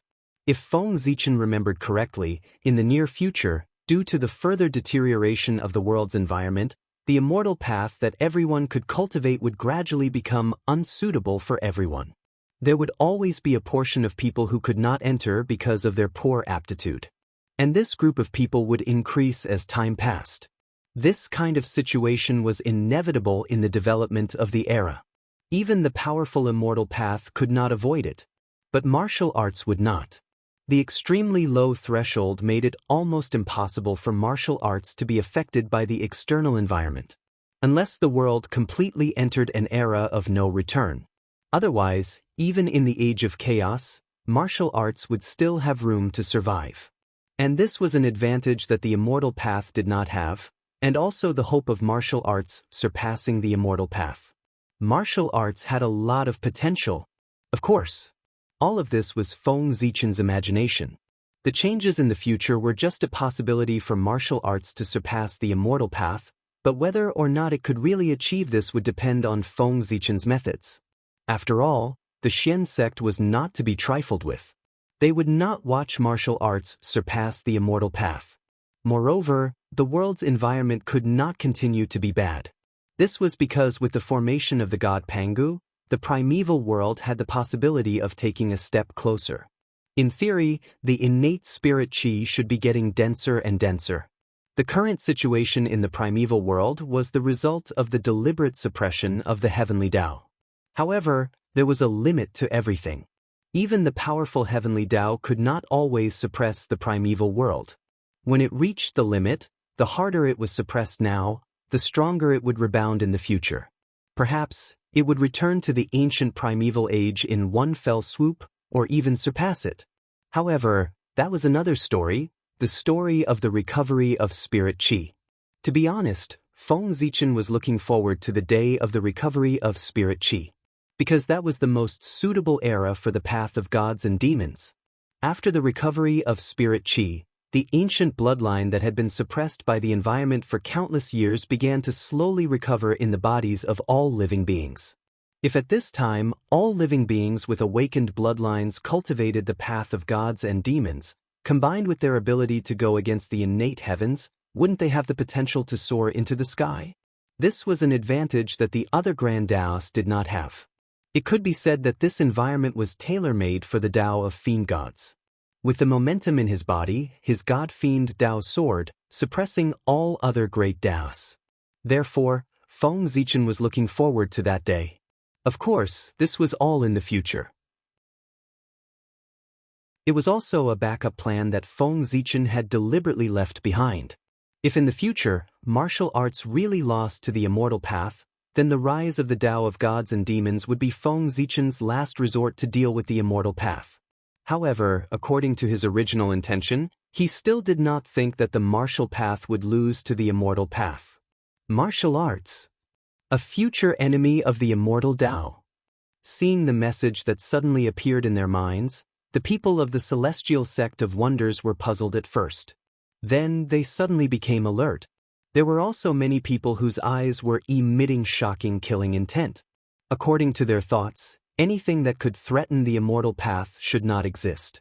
The immortal Tao was too important to them. It could be said that their achievements today were not only due to their own efforts, but also the help of the immortal Tao. Without the immortal Tao, they would not have been able to step into the realm of sage-to-be so quickly. Perhaps, they would have been in the realm of Daluo Jingxian for countless years before they could see the hope of breaking through. It was the appearance of the immortal Tao that allowed them to see the path after Daluo Jingxian. They did not know when it started, but the relationship between these great beings and the immortal Tao had long become inseparable. They were the ancestors of the immortal Tao, the objects of worship of countless immortal Tao cultivators in the world, and they had the karmic position of heaven and earth. If the immortal Tao fell, these halos would fade from the people of the celestial sect of wonders. The various blessings that came with it would also disappear. In this case, how could they tolerate it? Emperor Gaochen, is it? I didn't expect that in a moment of carelessness, this person would become a great threat to the immortal Tao. After learning the news of martial arts, for a moment, everyone was extremely disgusted with Feng Zichen, the creator of martial arts. It was this person. He had shaken their interests. He really deserved to die. Thinking of this, everyone could not help but have the intention to kill Feng Zichen in their hearts. Whoosh! With the ability of the great beings, once their intention to kill was raised, heaven and earth would immediately respond. Endless blood clouds appeared, as if covering the sky and the sun, shrouding the entire vault of heaven. At the same time, a murderous aura suddenly came from heaven and earth. It was cold and penetrating, and the temperature of the entire eldritch land could not help but drop a few degrees. Even the living beings of heaven and earth could not help but inexplicably shiver under this murderous aura, and great fear grew in their hearts. At this moment, an angry roar suddenly came from heaven and earth, carrying with it an unparalleled force, dispelling the haze that shrouded the hearts of all living beings. Impudent? An impudent voice came from above the celestial court, containing the fury of thunder, like the roar of the Tao, exploded in the eldritch land, and in one fell swoop, extinguishing the murderous aura of the great beings of the celestial sect of wonders. This was Feng Zichen's voice. The murderous aura of the great beings of the celestial sect of wonders could be felt by all living beings of heaven and earth, let alone Feng Zichen. It could be said that the crowd did not hide their murderous aura at all, and with an extremely arrogant attitude, they went straight to the celestial court. This was simply a provocation, and it showed that the crowd did not put Feng Zichen in their eyes at all. How could Feng Zichen tolerate such an arrogant attitude of the other party? Not to mention, he had just reached the realm of the primordial chaos Daluo Jingxian, and was looking for an opportunity to establish his power, but now someone had taken the initiative to come to his door. Almost without hesitation, he directly roared, with the unparalleled power of the primordial chaos, wanting to teach everyone a lesson. Humph! After the roar, everyone only felt that the dragon's roar was endless in their ears, oppressing their minds, and could not help but let out a muffled groan. Ha! You want to kill me with such ability? It's simply an ant trying to shake a tree, overestimating your own strength. In the celestial court, Feng Zichen seemed to have noticed everyone's performance and could not help but mock them. This was a ruthless slap to the other party's face. As for keeping the peace, that was impossible. Ever since the birth of martial arts, no matter what kind of relationship he had with the celestial sect of wonders, he had now become a great enemy that would not rest until one of them was dead. The celestial sect of wonders. They absolutely could not tolerate him. Since that was the case, why should they show mercy? Naturally, they would seize the opportunity to humiliate the other party to death. Gaochenu, when everyone heard that, they were really embarrassed and angry. They were embarrassed because what the other party said was the truth. He was the primordial chaos Daluo Jingxian, and his strength was far beyond theirs. Moreover, he was the current celestial emperor. If they really fought, they would definitely not be a match for him. They were angry because the other party's words were too unpleasant. It was really infuriating. Gaochen, you've gone too far. Just as everyone was unable to get out of the embarrassing situation, a bolt of divine lightning suddenly flew from the chaos outside the heavens and blasted fiercely toward the celestial court. Tai Ching divine lightning. Feng Zichen's pupils constricted slightly, but he recognized the origin of the divine lightning in front of him. It was the supreme divine lightning of the celestial sect of wonders, the Tai Ching divine lightning. The Grand Pure Saint had made his move. That made sense. As the eldest senior brother of the celestial sect of wonders, and also the acting sect master, how could he not make a move when such a big thing happened to the celestial sect of wonders? If he really sat and watched the group of celestial sect of wonders being wantonly humiliated by Feng Zichen without doing anything, then it could be said that the celestial sect of wonders' reputation had been completely lost. How dare you, Grand Pure Saint? How dare you attack the celestial court? Even if you're a saint, you'll have to pay the price. The moment he saw the Tai Ching divine lightning, Feng Zichen's heart did not feel any fear. There was only endless anger in his heart. No matter what the Grand Pure Saint's reason was, if he dared to blast the Tai Ching divine lightning towards the celestial court, then he must pay the price. Because what was trampled on was not only Feng Zichen's dignity, but also the dignity of the entire celestial court. There was no dignity. How could the celestial court command the eldritch world? If Feng Zichen retreated at this moment, then the celestial court would have to bow down to the saints from now on. Absolutely not. The celestial court was the orthodox of the eldritch world, and also the most powerful force in the eldritch world. Divine steel of martial arts, suppress it for me. Furious, Feng Zichen activated the Mount Buzhou mark in his body. Combining the power of martial arts, it transformed into a gigantic steel that crashed towards the Tai Ching divine lightning. Martial arts supreme skill, divine steel of martial arts. In an instant, the image of an ancient steel appeared from the void, exuding an enormous aura that could suppress all things, holding the Tai Ching divine lightning in place. The true meaning of martial arts in the divine steel of martial arts came from Mount Buzhou. If the Tai Ching divine lightning was in its peak state, it might be able to resist a little. However, crossing the endless chaos had already consumed too much of the Tai Ching divine lightning's power. As such, the current Tai Ching divine lightning was no match for the divine steel of martial arts. Boom! The divine steel of martial arts shook, and the image of Mount Buzhou appeared vaguely, exuding a monstrous aura that suppressed the surrounding space. One could see that the Tai Ching divine lightning was unable to resist this power as it kept shrinking. In the blink of an eye, it turned into a lightning pearl and fell into the celestial court. Boom! After that attack, the remaining power of the divine steel of martial arts did not dissipate.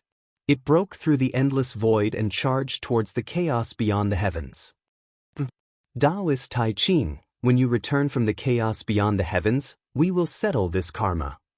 The North Star Emperor put away the lightning pearl formed by the Tai Ching divine lightning and snorted coldly.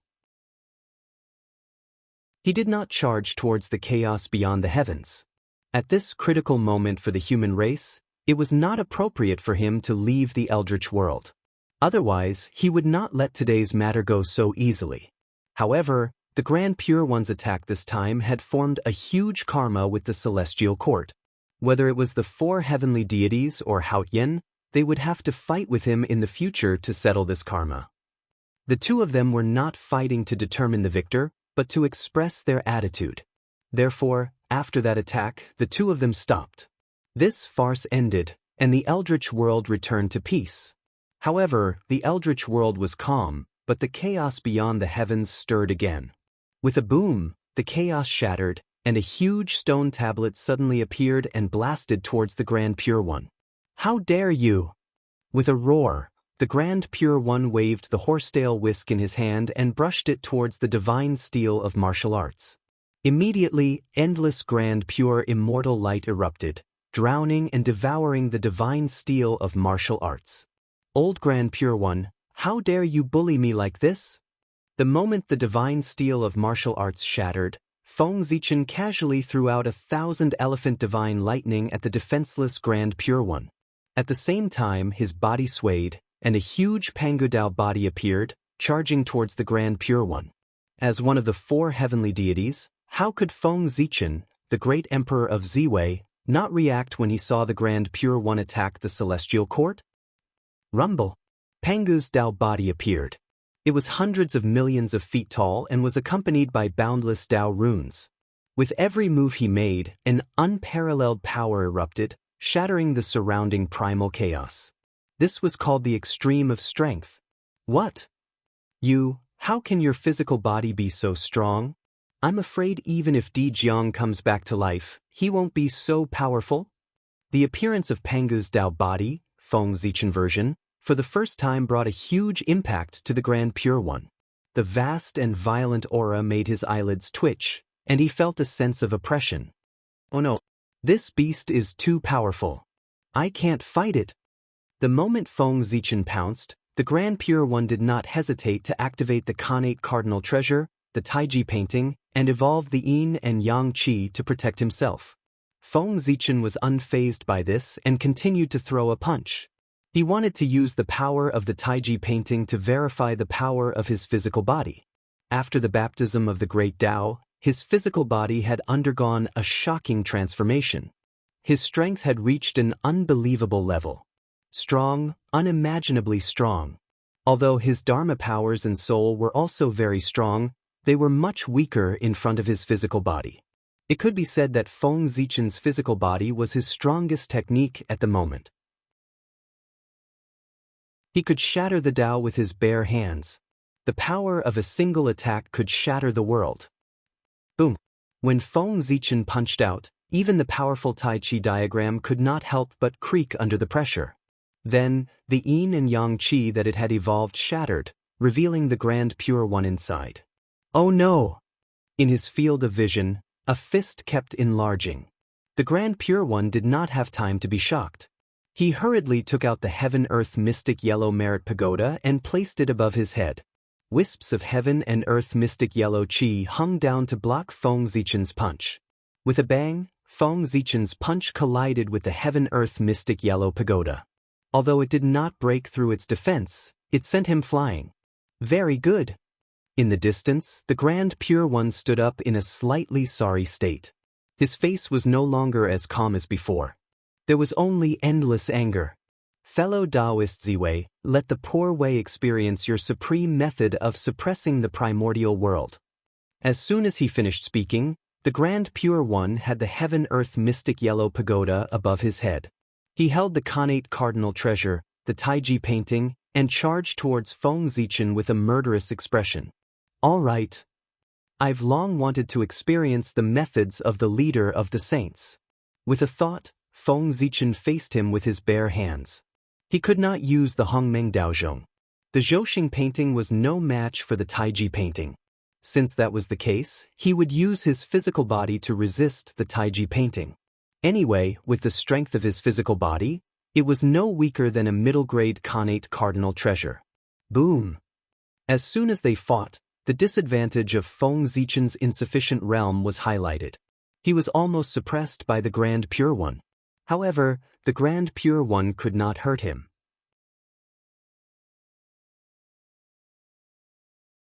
Chapter 666. Feng Zichen's physical body was too strong. No matter what mysterious techniques the Grand Pure One used or what shocking mystical abilities he had. However, when it landed on Feng Zichen's body, it did not even cause a ripple. It had no effect at all. That was to say, the Tai Chi diagram, as the ultimate treasure of creation, was so powerful that it could block Feng Zichen's increasingly crazy attacks and even cause him harm. However, how astonishing was the recovery ability of Pangu's Tao body. Feng Zichen had just been injured by the Taiji painting, but in the blink of an eye, his injuries would recover at an extremely fast speed as the qi and blood in his body flowed crazily. It was because of the amazing recovery ability of Pangu's Tao body that Feng Zichen could fight with the Grand Pure One, who was at the sixth heaven of primordial chaos, with the power of the third heaven of primordial chaos. In fact, he slowly reversed the situation. After realizing that the Taiji painting could not cause fatal damage to him, Feng Zichen gave up on defense and launched the most ferocious attack on the Grand Pure One. It could be said that every move was a life-and-death attack. Under such a desperate attack, Feng Zichen gradually turned the situation around. From being suppressed by the Grand Pure One previously, he was completely suppressing the Grand Pure One. Boom, boom, boom. After fighting with the Chaos Fiend God for countless years in the spiritual world, Feng Zichen's mystical abilities had long been polished to an extremely high realm. It could be said that it had gone deep into his bones and turned his mystical abilities into instincts. Every punch, every kick, even a strand of hair and a gaze were all incomparably powerful mystical abilities. With a thought, it was an explosion of energy waves that could destroy the world. Under Feng Zichen's attack, the chaos outside the sky boiled as if it could not withstand the power and was about to collapse. Even someone as strong as the Grand Pure One, who was known as the #1 saint, was forced to retreat. Even the Heaven-Earth Mystic Yellow Pagoda, which was known to have the best defense in the postnatal realm, was dimmed. Clearly, it had been severely injured. At that moment, the Grand Pure One looked like a lone boat in the storm under Feng Zichen's attack. He was in danger of capsizing at any time. But in reality, that was not the case. Although Feng Zichen had suppressed the Grand Pure One the entire time and seemed to have the upper hand, he knew his own situation very well. This situation could not be maintained for long. Completely abandoning defense and turning it into the strongest offensive, this move of his had, of course, temporarily gained the upper hand. However, doing so would consume a lot of energy and he wouldn't be able to maintain it for long. Furthermore, as a heaven-opening cardinal treasure, the Tai Chi diagram was far more mysterious than other Khanate cardinal treasures. Even among chaos spiritual treasures, it was one of the best. Not to mention anything else, just the 10% merit of creation in the heaven-splitting treasure was enough to make them stand at the top of all the treasures in the untainted land. What kind of concept was 10% of the merit of creation? The three pure ones became the saints of heaven because they each had 10% of the merit of creation. Each of the three heaven-opening cardinal treasures had 10% of the merit of creation. That was their invincible foundation in the primordial world. Facing such a powerful treasure, no matter how strong Feng Zichen's body was, it was only comparable to a middle-grade Khanate cardinal treasure. How long could he last under the attack of the Tai Chi diagram? It could be said that the current situation where Feng Zichen had the upper hand was just an illusion that he had risked his life to maintain. Once his strength was exhausted or his body reached its limit and he could not continue to resist the Tai Chi diagram, that would be the beginning of his defeat. Feng Zichen knew that, and so did the Grand Pure One. Therefore, in the face of Feng Zichen's crazy attacks, the Grand Pure One did not choose to resist them head-on. Instead, he chose to defend. With his realm that surpassed Feng Zichen's third firmament, it was enough for him to calmly block Feng Zichen's attacks. He was not very calm either. At the very least, he looked quite pathetic, but he did not suffer any injuries. Defense was the best way to deal with Feng Zichen at this moment. If he used the Tai Chi diagram to exhaust his Qi and blood, wouldn't he be at his mercy when his Qi and blood were exhausted? However, how could Feng Zichen let the Grand Pure One have his way? After fighting for so long, Feng Zichen was certain that unless he revealed his strength at the fifth firmament of primordial chaos, he would definitely not be a match for the Grand Pure One. However, it was not a life-and-death battle now. It was just a battle of emotions. It was not worth him revealing his trump card in advance. With that thought in mind, Feng Zichen decided to call a truce. He was not playing anymore. The moment he thought of it, Feng Zichen retreated and distanced himself from the Grand Pure One. Is this the strength of the leader of the saints? I've finally experienced it today. It's a little disappointing. After dispersing Pangu's Dao body, Feng Zichen said to the Grand Pure One in an extremely disappointed tone. That expression, that posture, it was as if the words, "That's all there is to it," were plastered on his face. Hearing that even with the Grand Pure One's mental state, he could not help but be furious. What did he mean by so? He was clearly not his match, but he still acted as if he had taken advantage of him. That attitude was really infuriating. If you're really strong enough, why don't you continue fighting? Didn't you see that the situation was not good and retreat in time? If they continued fighting, the Grand Pure One was definitely confident that he could suppress Feng Zichen. Unfortunately, at the critical moment, Feng Zichen retreated. That made the Grand Pure One very angry. Moreover, Feng Zichen had grasped the timing of his retreat very well. It happened to be the moment when he was exhausted and the Grand Pure One was about to counterattack. He was filled with anger and was about to counterattack so that he could vent his anger. However, at that moment, the other party retreated. He retreated. Faced with such a situation, the Grand Pure One felt that there was nowhere to vent his anger. He could not help but feel aggrieved, especially once Feng Zichen left to create a false impression for others. When the Grand Pure One faced Great Emperor Ziwei, he could not resist at all. He could only be beaten passively. Thinking of that, the Grand Pure One felt even more aggrieved. The Grand Pure One was furious. It had been a long time since he had the intention to kill Feng Zichen. You can fight whenever you want and stop whenever you want. How can there be such a good thing in the world? Fellow Taoist Ziwei, The poor Wei has yet to enjoy the battle just now. Why don't we have another battle? Although he said that, the Grand Pure One did not give Feng Zichen any room to refuse. As he spoke, he had already raised the Taiji painting and attacked Feng Zichen. Rumble! The Grand Pure One attacked with hatred and almost used all his strength. In his hands, the power of the Taiji painting was completely restored. The yin and yang qi was vast and mighty, splitting heaven and earth and creating the two elements. Then a resplendent golden bridge appeared. It was incomparably huge, like the Tao mark in the middle of the Taiji painting. It spanned across heaven and earth, separating the two elements, drawing yin and yang, and fixing the earth, fire, water, and wind. In an instant, a power that could suppress heaven and earth spread out from the golden bridge. Immediately, Feng Zichen felt that the space around him had solidified, and a boundless pressure was generated, trying to crush him. The Taiji painting was used by Pangu to suppress the riot in the primordial world when he was opening the sky. Thinking about it, the Taiji painting at its peak could even suppress the primordial world, let alone Feng Zichen. However, the same Dharma treasure in the hands of different people would have different power. In Pangu's hands, the Taiji painting could suppress the primordial world. However, in the hands of the Grand Pure One, the Taiji painting did not have such power. Although it was still very strong, it was not invincible. Zhouxing painting, rise. With a thought, Feng Zichen raised the Zhouxing painting and developed a resplendent galaxy to resist the pressure brought by the Taiji painting. Compared to before, the power of the Zhouxing painting was even stronger. It was vaguely showing signs of breaking through to a superior-grade Khanate cardinal treasure. Destruction and establishment were not only useful to cultivators, but also to Dharma treasures. During the battle with the fiend ancestor Rahu, the Zhouxing painting was severely injured. After the battle ended, Feng Zichen placed it in the core of the boundless starry sky and used the power of the stars to repair its injuries.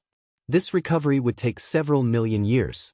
When Feng Zichen took it out of the core of the boundless starry sky, not only did the Zhouxing painting recover completely, but its power also increased greatly. It was only a step away from forming the 48th Khanate divine restriction and becoming a superior-grade Khanate cardinal treasure.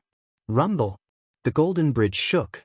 A destructive power erupted, and the Khanate Tai Chi wantonly surged into the starry sky above Feng Zichen's head. Immediately, the stars exploded one after another, and the galaxy withered. The vast starry sky was on the verge of collapse. The Zhouxing painting was no match for the power of the Taiji painting. Not to mention that the Zhouxing painting was not a superior-grade Khanate cardinal treasure. Even if it was, it would not be a match for the Taiji painting. After all, although the Taiji painting was called a Khanate cardinal treasure, its power far exceeded this level. Rumble!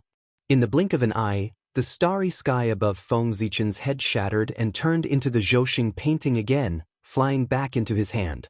Without the obstruction of the starry sky, the power of the Taiji painting directly affected Feng Zichen's body. The terrifying pressure was about to crush him. However, Feng Zichen did not care about that. He did not unleash his true strength, nor did he use the Hongmeng Daozhong. He treated it as if it did not exist. That was because he was not fighting alone. He had an ally. Seeing that the golden bridge formed by the Taiji painting was about to press down on Feng Zichen's body, a huge cauldron with 4 feet and 2 handles suddenly appeared in the middle of the two. The aura that could suppress the universe erupted and resisted the golden bridge. The supreme-grade Khanate cardinal treasure, the cosmic cauldron. Nuwa had finally attacked. Eldest senior brother, please stop. A faint voice sounded. Nuwa leaped in front of the Grand Pure One and interrupted his next actions. Junior sister Nuwa, do you want to be enemies with the poor Wei too? Seeing Nuwa stop him, the Grand Pure One's expression turned cold as he asked in a low voice. As he spoke, the Heavenly Lord of Primordial Beginning and the Grand Master of Heaven also moved. With a flash, they arrived behind the Grand Pure One and faced Nuwa together. The 3 Pure Ones were indeed the 3 Pure Ones. Even though they did not attack, just standing together gave people endless pressure. The chaos was destroyed silently. In the blink of an eye, thousands of kilometers of chaos turned into nothingness. Everything showed the power of the three pure ones. It's not that the poor way wants to be enemies with Senior Brother, but the heavenly Tao doesn't allow it. Not to mention that the Chaos Fiend Celestial is eyeing the primordial world covetously and can invade at any time. Let's talk about the two of you. One is the heavenly Tao Saint, and the other is the paragon of heaven and earth. What would happen if you fought with your life and death here because of a momentary dispute? Niwa shook her head and said in a low voice. However, her words were clearly not convincing. The Grand Pure One only sneered at that. He continued to activate the Taiji painting and charged towards Feng Zichen. A mere Niu. How could she shake his decision? Although she had expected it, the Grand Pure One really did not give her face. Niwa was still so angry that her face turned pale. She immediately raised the cauldron of heaven and earth and collided with the Taiji painting. However, the moment she attacked, the Heavenly Lord of Primordial Beginning and the Grand Master of Heaven also attacked. Panga's banner and the Immortal Vanquishing Array appeared at the same time. They tore through the chaos and collided with the cauldron of heaven and earth, sending it flying far away. Being surrounded by the two of them, Niwa was shocked and furious. She did not waste any time and directly revealed the Dharma idol of the human-headed snake god and charged towards the two of them. With Niwa's strength, she was no match for one of them, let alone two of them. However, the two of them did not dare to attack her. In order to make up for the lack of heaven, Niwa had destroyed her Tao body, causing her strength to regress. In order to compensate her, the heavenly Tao used the Qi of heaven and earth to reconstruct her Tao body. Although the body of heaven and earth merit was not as powerful as her previous Tao body, it was clearly more mysterious. At the very least, no one dared to hurt her. If anyone dared to damage the Tao body refined by the heaven and earth merit, they would definitely attract negative karma. Although the saints were not afraid of negative karma, their disciples were. If the negative karma could not hurt the saints, it would descend on their disciples. It could be said that if the Heavenly Lord of Primordial Beginning and the Grand Master of Heaven dared to attack Niwa, they would not only lose their mystical abilities, but also the future of their disciples. Was it worth it to use the future of their disciples in exchange for Niwa's injury? It was definitely not worth it. Niwa was immortal and indestructible. If she was injured, it would be a loss of face. However, if the future of their disciples was gone, it would really be gone. The Grand Master of Heaven and the Heavenly Lord of Primordial Beginning were both smart people. Naturally, they knew how to choose. Therefore, after seeing Niwa rush over, the two of them did not dare to make a move. They only used their methods to trap Niwa so that she could not save Feng Zichen. Senior brothers, do you really want to make things difficult for the poor way? Trapped by the two of them, Niwa said unhappily. Junior sister Niwa, it's not that the poor way wants to be your enemy. It's that you're determined to be my enemy and the entire celestial sect of wonders. Your disciple, the Zichen clan, has created their own martial arts and shaken the foundation of our celestial sect of wonders. Instead of cleaning up the sect, you're protecting his good friend. What are your intentions? Do you still have the celestial sect of wonders in your eyes? The Heavenly Lord of Primordial Beginning smiled coldly. Not only did he not take Niwa's threat seriously, but he also questioned her. Feng Zichen was from the human race. He was a disciple that the Niwa had personally admitted. Moreover, he had the capital to show off to everyone back then. Now, he had created his own martial arts and shaken the foundation of the celestial sect of wonders. He had become the greatest sinner of the immortal Tao. As his backer, it was natural for Niwa to be angered by the people of the celestial sect of wonders. The martial arts created by Brother Gaochen can pose a threat to the immortal Tao. Doesn't that prove his excellence? The disciple is more outstanding than the teacher. Doesn't that mean that the Empress has taught well? Since that's the case, why is the Empress Niwa angry? Could it be that I have to be like you, the Heavenly Lord of Primordial Beginning? All of your disciples are useless. After tens of millions of years, none of them have succeeded in proving their Tao. Is that how you're considered outstanding? Before Nuwa could reply, Feng Zichen, who was fighting the Grand Pure One, took the time to mock the Heavenly Lord of Primordial Beginning. His disciple's cultivation was not good enough. That was the pain in the Heavenly Lord of Primordial Beginning's heart. That was because his disciple could not prove his Tao. It was not that he was not outstanding enough, but that he had implicated him. Therefore, the Heavenly Lord of Primordial Beginning had always felt guilty towards his disciple. It was precisely because of that he had become abnormally protective. He wanted to use such a method to compensate his disciple. But now, Feng Zichen used that to mock him. How could the Heavenly Lord of Primordial Beginning tolerate that? He exploded on the spot. "Bastard, you're courting death." Grabbing the Panga banner, the Heavenly Lord of Primordial Beginning slashed fiercely at Feng Zichen. Rumble! Streaks of chaotic sword chi burst out, carrying traces of the Heavenly God's murderous aura. They shattered the chaos and emitted a mighty force that could split the world. Back then, when the Pangu axe shattered, Pangu used the Panga banner to shatter the chaos and continue to split the world.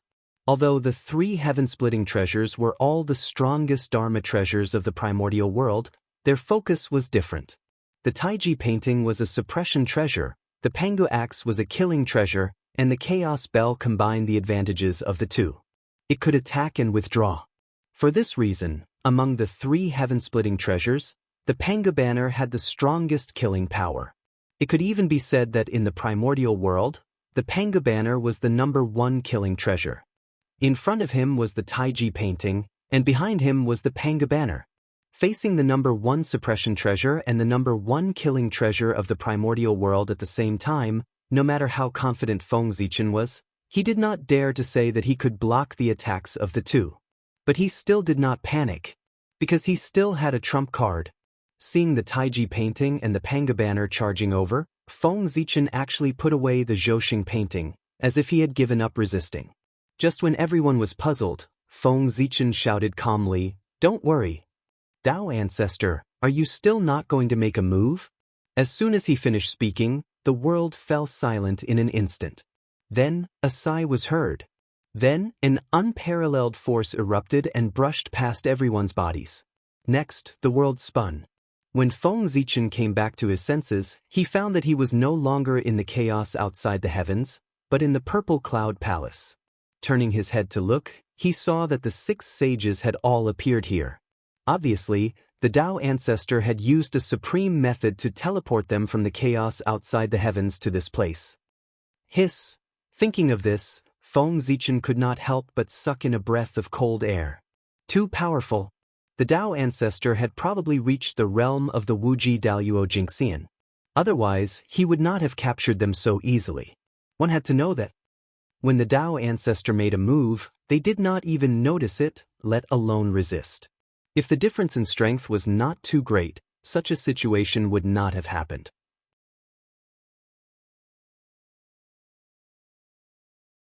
Chapter 667. However, it was not like Feng Zichen had never seen a perfected primordial chaos existence. Back then, Demon Ancestor Luo Ho was at this realm. However, he definitely could not reach this level. If not, how could they have defeated Demon Ancestor Luo Ho back then? Since that was the case, then Tao Ancestor Hongjuan's realm was self-evident. He must have surpassed the primordial chaos realm and reached the level of Wuji Daluo Jingxian. It was just that he did not know which level he had reached. However, even if it was the lowest level, the power it possessed was far from what the current Feng Zichen could contend with. Just now, he had been captured by Tao Ancestor Hongjun without any resistance. This was enough to prove this point. While feeling shocked, Feng Zichen could not help but look around to observe the performance of the other saints. However, what he saw in front of him were calm faces. However, the unconcealable shock in their eyes showed that they were not as calm as they appeared. Obviously, the strength displayed by Tao Ancestor Hongjun had deeply shocked them. That was also true. After cultivating hard for countless years, they had finally reached the realm of saints. Moreover, they had achieved good results on this path. They had thought that they could reach the realm of Tao Ancestor. But all of a sudden, he realized that the gap between them seemed to have become even bigger, Such an outcome was indeed a huge blow to the proud and arrogant saints. However, compared to the saints, Feng Zichen was much calmer. Because he had cultivated to the primordial chaos realm in a short period of time, he had developed the confidence of being invincible. Although Dao ancestor Hongjuan's realm was high, it was not unattainable. As long as he was given time, he would surpass him sooner or later. Feng Zichen was very confident about this. Once upon a time, saints were high and mighty figures in his eyes. But now, he had grown to the point where he was comparable to saints. Even among saints, there were only 1 or 2 people who were stronger than him. To be able to surpass saints. Naturally, he could surpass Dao ancestor Hongjun. Feng Zichen was no longer the human youth who struggled to survive in the past. He was now a well-deserved big shot in the untainted land. His every word and action could influence the general trend of the land and decide the rise and fall of countless races. It stood at the peak of the world. Ziwei greets Dao ancestor. Niu Di greet master.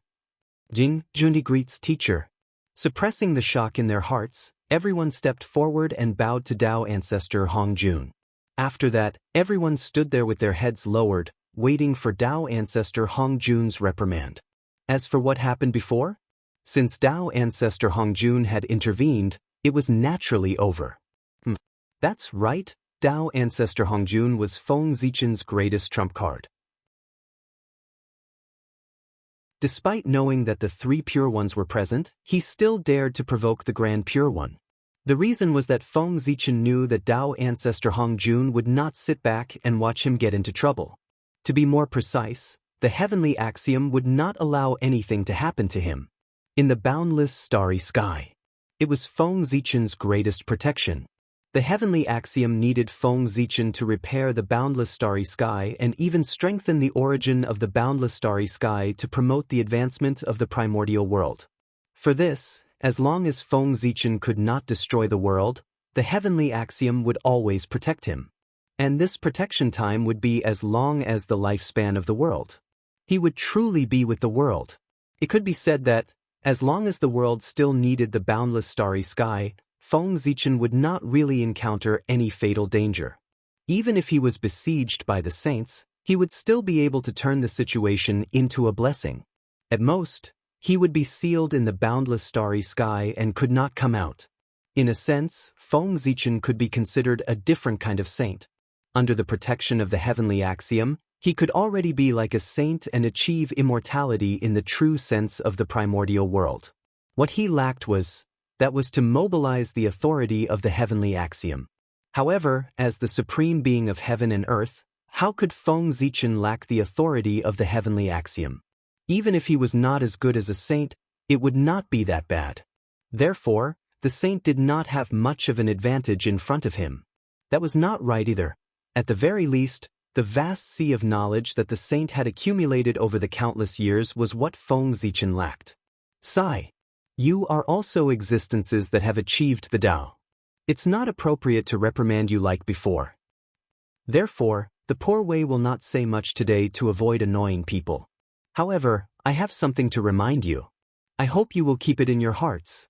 In the future, when you attack, can you first consider whether the primordial world and the endless living beings can withstand your torment? Dao ancestor Hongjun's words were not heavy, but in everyone's ears, they were like a thunderclap. They were so frightened that they hurriedly stood up and said that they did not dare. Alright. They are all figures like Saint Dao masters. How can they lose their composure in front of the poor way? Get up. Dao ancestor Hongjun waved his sleeve, causing a gust of wind.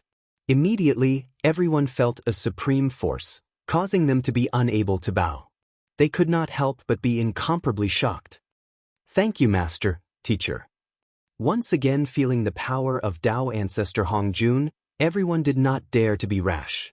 They hurriedly returned to their original positions and waited for the Dao ancestor's instructions. Alright. It's been hard on you all these years. Since all of you are here, and the poor Wei has recently made a breakthrough in her cultivation, I'll tell you about the path after primordial chaos.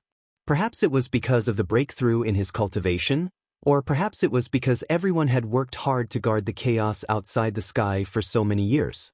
In short, Tao ancestor Hong Jun was very happy and had the idea of preaching to everyone. "Thank you, master, teacher." Hearing this, everyone was overjoyed. What kind of realm was Tao ancestor Hong Jun? He had already surpassed primordial chaos and reached the level of Wuji Daluo Jingxian. For such an expert to preach to them and elaborate on the cultivation path of the primordial chaos realm, it could be said to be a shocking opportunity. If they could comprehend something from it, it would save them a lot of detours and a lot of time. In that case, how could everyone not be happy? Perhaps, the opportunity to advance further should be here. Not to mention how the Tao ancestor preached in the Purple Cloud Palace. After Feng Zichen passed down the martial path, chaos gradually appeared in the primordial world. And this was inseparable from martial arts. What was martial arts? Some people said that it was to stop the spear for martial arts. Some people said that it was to use the spear for martial arts. However, whether it was to stop the spear or to use the spear, they both had the meaning of fighting. Martial meant fighting. And with fighting, there would be chaos. Due to the gradual rise of martial arts experts often broke out into great battles. Moreover, there were many troubles caused by martial arts battles in various places, causing chaos in the primordial world to gradually appear. Logically speaking, even if martial artists liked to fight, the human emperor ruled the primordial world and ordered all races. He should be able to control the situation. Moreover, no matter how bad he was, he should have the ability to suppress the chaotic situation within a certain range and not affect the entire primordial world.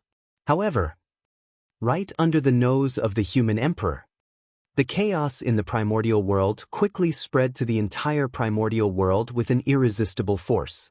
As a result, the human emperor completely lost the ability to control the situation. By the time he came back to his senses and comforted the good people, the situation in the entire primordial world had already become a mess. The various races attacked each other and the war was endless. Many races took advantage of the chaos in the primordial world to target the heavenly cycle temple, causing the war to further worsen. There were also many powerful beasts that were unknown, extinct, or only existed in legends. They suddenly appeared out of nowhere and scattered all over the primordial world, causing chaos one after another. These chaos broke out almost at the same time. It was precisely because of this that the peace that had lasted for millions of years in the primordial world was suddenly broken and it fell into chaos again. And these things happened so together, of course, it could not be a coincidence. All of this was secretly pushed by someone. And the origins of the people who were secretly pushing all of this were a little complicated. There were great masters from the celestial sect of wonders, and there were also great masters from ancient races. In short, ever since the human race became the protagonist of the world, there were too many people who were jealous of the human race. There were too many people who wanted to take a share of the human race's destiny. If the human race had been developing steadily, they might not have been able to do anything to the human race. However, after the birth of martial arts, the celestial sect of wonders was furious and wanted to teach the human race a lesson. At the same time, they also used this as an excuse to restrict the development of the human race, lest their strength become too strong and exceed their control. The thoughts of the great masters of the celestial sect of wonders were very simple. If they could not deal with Feng Zichen, could they not deal with the human race? Therefore, a series of conspiracies against the human race soon appeared in the primordial world. And the great masters hiding in the dark saw that the celestial sect of wonders had taken action. They also took action. However, their goal was not to target the human race, but to create chaos so that they could fish in troubled waters. These great masters hiding in the dark knew one thing very well, and that was, with the celestial sect of wonders around, it was very difficult for them to obtain benefits from the human race. They simply did not target the human race, but focused on creating chaos. When the primordial world was completely chaotic, the human race and the celestial sect of wonders would have no time to take care of themselves. That would be their opportunity. Muddy water. It was easy to fish. Therefore, with this thought, These great masters hiding in the dark secretly unlocked the ancient seal and released the primordial mutants inside. Of course, there were also some great masters who released the exotic beasts that they had raised in the past from the secret realm and let them wreak havoc in the primordial world. This was the origin of the exotic beasts that had wreaked havoc in the primordial world. Countless years had passed since the creation of the world. The wild heaven and earth mutants had long been wiped out. Only a few of them were kept in the hands of those with great magical powers. Now, taking advantage of the chaos in the primordial world, they had released all of them. The impact on the primordial world could be imagined. One had to know. Those that could be called primordial mutants were either extremely powerful or had extremely strange abilities. Otherwise, why would they be called such? It was precisely because of these strange abilities that these exotic beasts were extremely difficult to deal with. Moreover, the shackles that limited the strength of cultivators had now become the protection of these exotic beasts. If the primordial world did not have the ability to isolate heaven and earth, allowing Xianxia and above to take action, what was there to be afraid of these exotic beasts that wreaked havoc in the primordial world? No matter how many came, they could be killed with a flick of their fingers. However, it was precisely because of the ability to isolate heaven and earth that all existences above the gold immortal realm could not take action. The primordial exotic beasts might not be strong, but their innate magical abilities were absolutely strange. With only the cultivation of a gold immortal, how difficult would it be to suppress and kill them? If one was not careful, one might even be killed by them instead. Moreover, these exotic beasts were not the most terrifying. They were just scabies. Although they were a little troublesome, they could still be solved with some time. The truly troublesome ones were the heaven and earth mutants that had walked out of the ancient seal. The fact that the ancient seniors had sealed them instead of killing them was enough to show how troublesome they were. If they could kill them, they would have done so long ago. They would not have spent too much effort to seal them and leave behind a huge hidden danger in the future. The reason why they did not kill them was very simple. It was because the seniors could not kill them, so they had no choice but to seal them. When it came to the origin of the heaven and earth mutants, they were also extraordinary existences. At the beginning of the world, when all living things were born, the primordial world was far from as perfect as it was today. There were all kinds of flaws in the operation of the rules of heaven and earth. It was because of the existence of these flaws that those heaven and earth mutants were born. They were formed from the flaws of heaven and earth, therefore, their abilities were unpredictable and impossible to guard against. Moreover, because they were related to heaven and earth, they could be said to be immortal and indestructible existences. They had no realm and could not cultivate, but they could obtain power by breaking the rules. The more rules the heaven and earth mutants destroyed, the more terrifying their power would be. The strongest existence among them could even be compared to a quasi-saint. Their existence was the bug of the primordial world. It was simply unsolvable. In the primordial era, these heaven and earth mutants wantonly broke the rules and finally angered the strongest of the primordial world at that time. They were jointly besieged by the innate saints and innate ferocious beasts. In the face of such powerful two sides, the heaven and earth mutants were naturally no match for them and were beaten back. However, they had the ability to be immortal and indestructible. No matter how the innate ferocious beasts and innate saints tried their best, they could not kill them. In desperation, these ancient-era experts could only seal them to prevent them from continuing to break the rules of the primordial world. However, they did not expect that after countless years, in order to seek their own interests, some of the ancient-era experts secretly opened the seal and released those heaven and earth mutants, taking the initiative to let them wreak havoc in the primordial world. This action was really hateful. After being sealed for countless years, the strength of those heaven and earth mutants could be said to have fallen to the freezing point. From the level of Xianxia, they had fallen to the level of a gold immortal. However, since they were heaven and earth mutants, their physical bodies were definitely not weak. They could even be said to be extremely strong, not much weaker than the innate ferocious beasts. These heaven and earth mutants had such strong physical bodies. Even if their strength had fallen, they were still not something that those gold immortal cultivators could resist.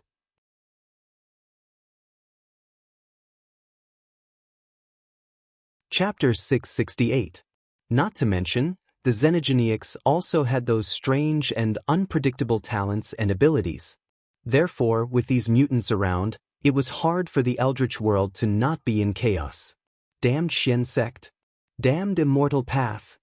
At this moment, in the Human Emperor Palace, the current human emperor of the human race, Si Wenming Yu the Great, looked at the void in front of him with an ugly expression, cursing at the Xian sect. This was because his surroundings were covered in divine chains of order. They firmly trapped him within the emperor's palace, causing him to be unable to take a single step out of here. Without a doubt, this was the Xian sect's method. Although the divine chains of order did not have the slightest bit of immortal Dao aura, the heavenly energy on the divine chains exposed their origins.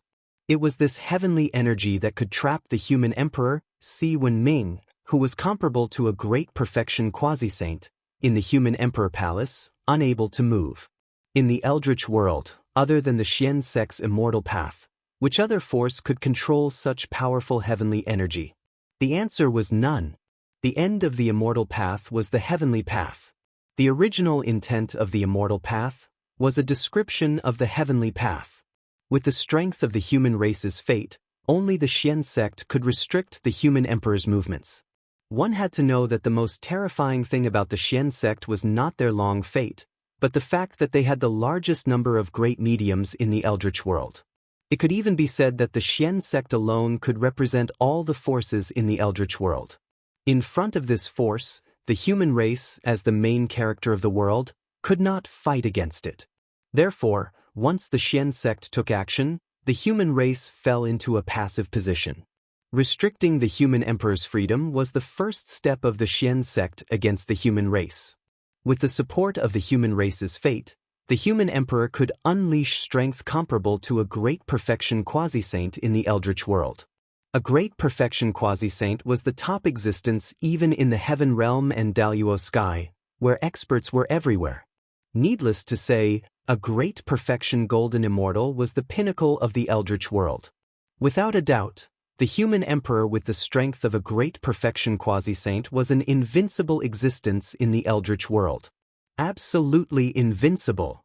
As long as the human emperor's presence, any schemes against the human race, no matter how perfect they were, would be useless. That was because, in the face of absolute power, all schemes and tricks were unable to withstand a single blow. The strength of the human emperor was enough to sweep away everything in the untainted land. Therefore, the great masters of the celestial sect of wonders, who were well aware of this, used the fortune of the celestial sect of wonders to restrict the freedom of the human emperor as soon as they decided to deal with the human race. This was the only way. Only then could they deal with the humans with ease.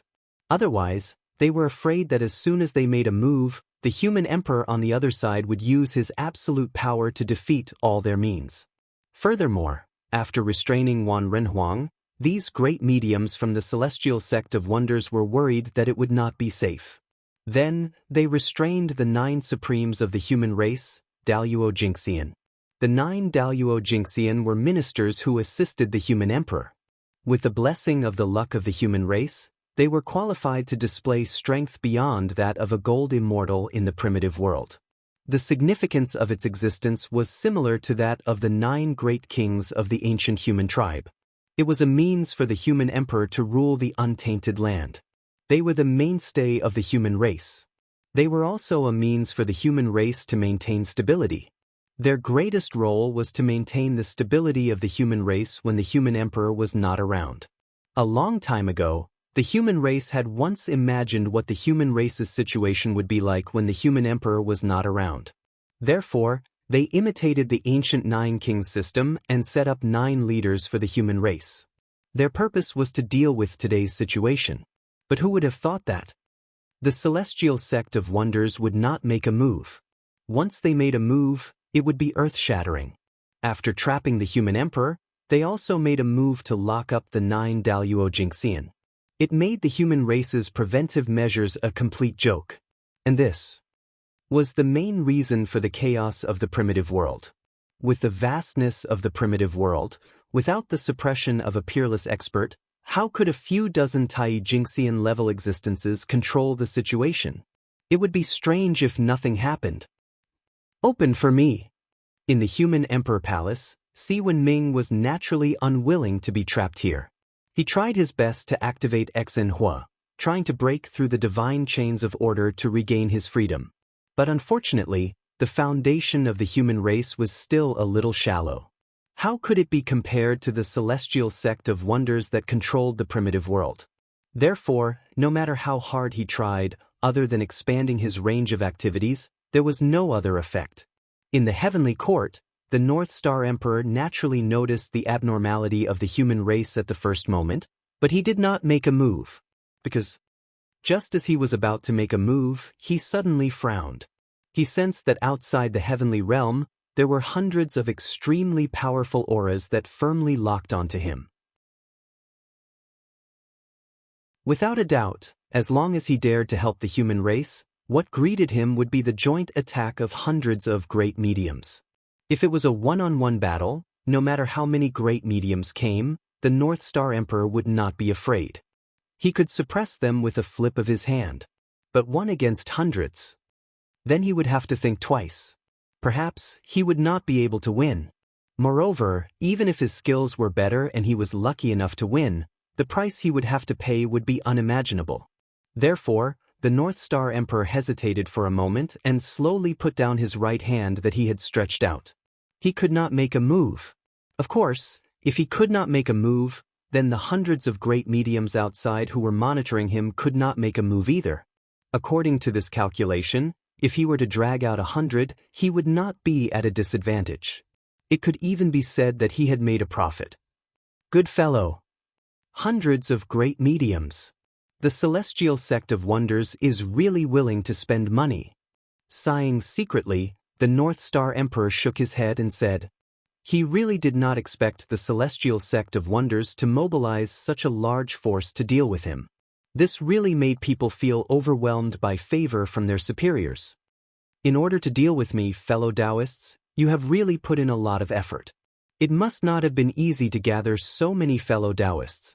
The North Star Emperor calmed his mind and said in a clear voice. In his perception, the origins of the great divine masters who surrounded him outside were extremely complicated. Not only were there people from the celestial sect of wonders, but there were also many unfamiliar auras. The ancient Taoist charm that was inadvertently revealed made one's heart palpitate. Strong. Absolutely ridiculously strong.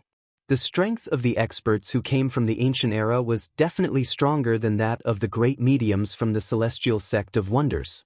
This did not mean that the great mediums of the celestial sect of wonders were not as talented as them, but that their experiences were different. In the ancient era, Daluo Jingxian should have been the end of the great Tao, the end of the cultivators. However, there were always some amazing existences who were unwilling to accept this. With their great wisdom and courage, they opened up another major realm after the golden immortal of the great firmament. That was a brand new realm, similar to the quasi-saint realm, but completely different. However, there was no doubt that it was a power that surpassed Daluo Jingxian. At that time, there was no such thing as a quasi-saint. Therefore, they were respectfully called Supremes by the innate saints at that time. Supremes Daluo. The Supremes of Daluo Jingxian, and also the Supremes of the primordial world.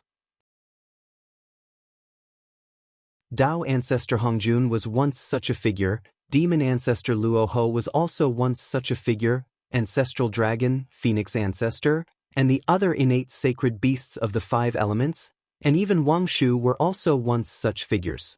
They were all the Supremes of the ancient era. Even if such an existence did not achieve the Tao, with their courage to open their own Tao, it was enough for them to have the strength comparable to primordial Daluo Jingxian in advance. Unlike primordial Daluo Jingxian, but better than primordial Daluo Jingxian, they were existences like them. After all, their foundation was too deep. This kind of existence, if they did not achieve the Tao, they would be fine. Once they achieved the Tao, they could be said to have soared into the sky. They could not be described as simply at the early stage of primordial chaos. Of course, it was precisely because their foundation was too deep that their path to achieving the Tao became extremely difficult. On this point, one could refer to the demon ancestor, Tao ancestor, and the 5 elements sacred beasts. Their path to achieving the Tao was not simple. That had triggered a battle that had almost destroyed the primordial world. Such a difficult path to achieving the Tao was absolutely difficult to achieve with ordinary methods. For this reason, they would have an idea, they would attack the destiny of the human race. The destiny of the human race was really too much. It occupied half of the entire primordial world. If they could get a little bit of it, then their path to achieving the Tao would be much easier. It was with this idea that these ancient supremes, who had entered a state of seclusion since the end of the ancient era, finally could not suppress the thoughts in their hearts. They appeared in the primordial world after a long time and caused this turmoil. Compared to achieving the Tao, so what if he had to sacrifice a little?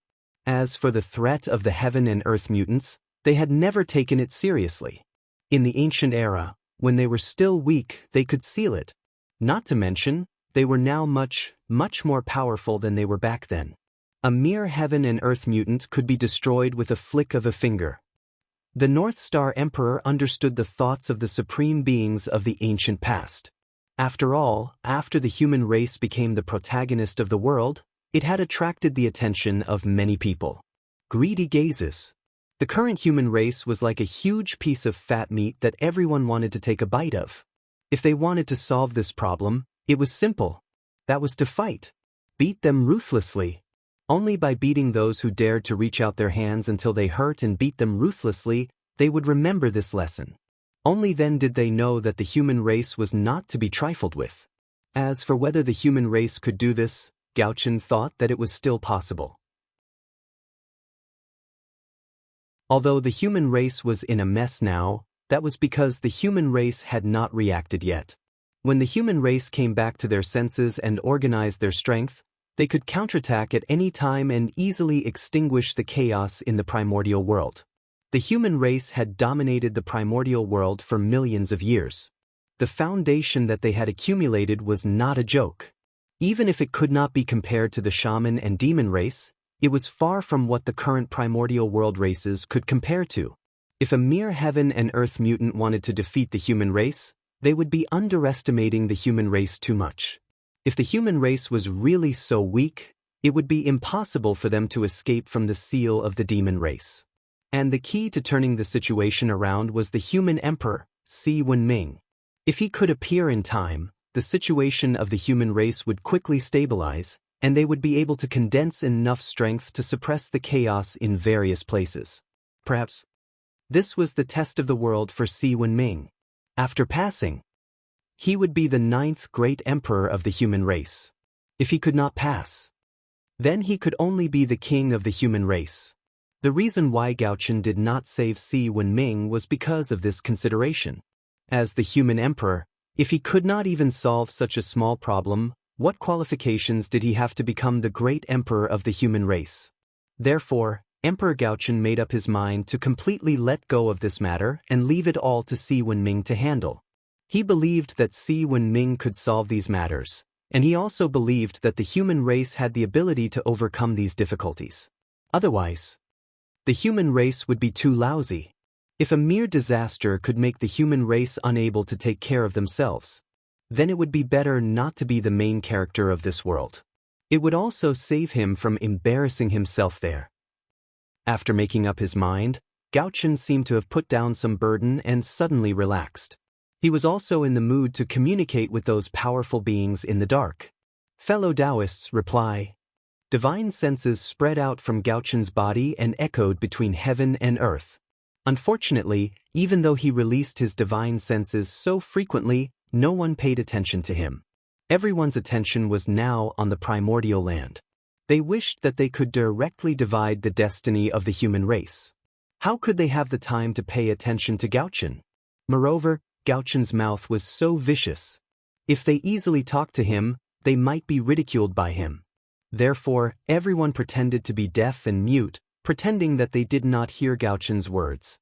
At this moment, his gaze turned back to the human race. In the human emperor palace, Si Wenming, who had used all his methods but still could not break the divine chains of order, could not help but reveal a hint of ruthlessness in his eyes.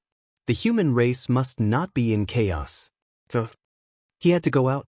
Even if he had to pay a price, he had to rush out. With this realization in his heart, Si Wenming did not hesitate to burn his origin to obtain a huge amount of power. Break for me. Unparalleled power surged out from Si Wenming's body. However, his target was not the divine chains of order in front of him, but the soul in his body. Boom! With a deafening boom, Si Wenming's body was blasted apart. At the same time, the destiny of the human race was also shaking nonstop. Waves of violent power surged out and entangled with the divine chains of order in the human emperor palace. Under this violent power, the divine chains of order that Si Wenming could not do anything about finally showed signs of collapsing. Bang bang bang! Amidst the shocking explosion, the divine chains of order that trapped Si Wenming broke one after another.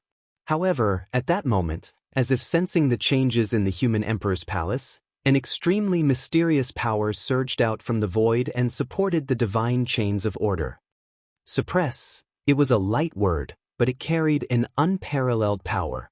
The instant that voice rang out, the divine sequence chains that were originally in a state of collapse suddenly recovered their original state. Furthermore, they became even more powerful.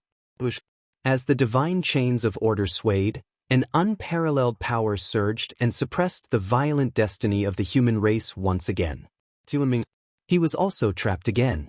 However, unlike before, Si Wenming, who was suppressed again, had extremely empty eyes without the slightest bit of spirit.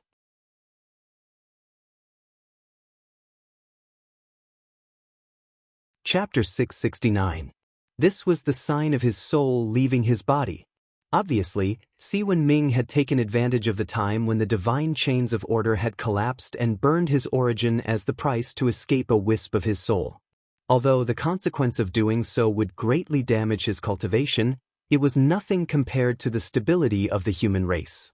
If his cultivation was lost, he could still cultivate it back. However, if the human race was finished, then it would really be finished. Outside the human emperor palace. As the void distorted, Si Wenming's blurry figure appeared. Ha! I've finally rushed out. Cough, cough, cough. Looking at the human emperor palace behind him, Si Wenming could not help but smile. However, before he could be happy for long, his laughter was replaced by a violent cough. What was even more worrying was that as the cough sounded, Si Wenming's blurry figure became even more blurry. It was faintly discernible and showed signs of disappearing. Obviously, his situation was not good. That was also true. In order to rush out of the human emperor palace, he had paid too great a price. Not to mention that his origin had been burned to ashes, even his physical body had been severely injured. Moreover, when he rushed out of the human emperor palace, his soul had been weakened layer by the divine chains of order and was already extremely weak. If not for the fact that he had been the human emperor for hundreds of thousands of years and had already condensed half of the imperial purple chi in his body, he would have been reduced to ashes by the divine chains of order. At this moment, I'm really too weak. Not to mention ruling the human race, I can't even walk in front of everyone. I'm afraid that before I can see everyone, my soul will not be able to hold on and will collapse on its own. Therefore, the most important thing now is to recover some of my strength and condense a physical body again. This way, I can appear in front of everyone. With a plan in mind, Si Wenming did not hesitate. He immediately summoned the last of his strength and escaped into the imperial ancestral temple near the human emperor palace. He had been careless. If he had known that the celestial sect of wonders would attack him, he would not have stayed in the human emperor palace. Instead, he would have chosen to stay in the imperial ancestral temple of the human race. After all, compared to the human emperor palace, the imperial ancestral temple was the most important place of the human race. Even if the human emperor palace was related to the two galactic cosmic light arrays of the primordial world and the human race, its status was far from being comparable to the imperial ancestral temple. The imperial ancestral temple. That was the place where humans worshipped their ancestors. All the martyrs of the humankind since the birth of the humankind were enshrined in it. This was where the faith of the human race lay, and where their legacies lay. It contained the indestructible spirit of the human race, the spirit of man conquering nature. The fire was extinguished continuously. As long as the human race was not exterminated, then the imperial ancestral temple will exist forever. The great powers from the celestial sect of wonders could seal the human emperor's palace, but they definitely could not seal the human race's ancestral temple. After countless years of worship by the human race, the imperial ancestral temple no longer carried the power of the human race, but also the power of the human race. The spirit of the human race was that man could conquer the heavens. Without a doubt, this was looking down on the heaven Tao. How could man win against the heavens? It was only right that divine abilities were no match for the heavens. Any existence that dared to defy the heavens had completely disappeared from the world. All of this had been proven by history. But even so, the human race still dared to shout the slogan, "Man can conquer the heavens." Of course, this was not because the human race was stubborn, but because the human race had something to rely on. This reliance was the human Tao. As a postnatal race created by Nuwa to make up for the lack of the human Tao, the human race had an advantage that the other races did not, and that was that they were closer to the human Tao. It was precisely because of this advantage that some of the activities of the human race could repeatedly resonate with the human Tao. It was also because of this that the human race could stand out from the encirclement of the connate lifeforms as postnatal lifeforms. It was undeniable that postnatal lifeforms were inferior to connate lifeforms in every aspect. After all, they were favored by the heavens. If the human race did not have any outstanding advantages, how could they defeat the connate lifeforms? Being close to the human Tao. This was the human race's greatest advantage.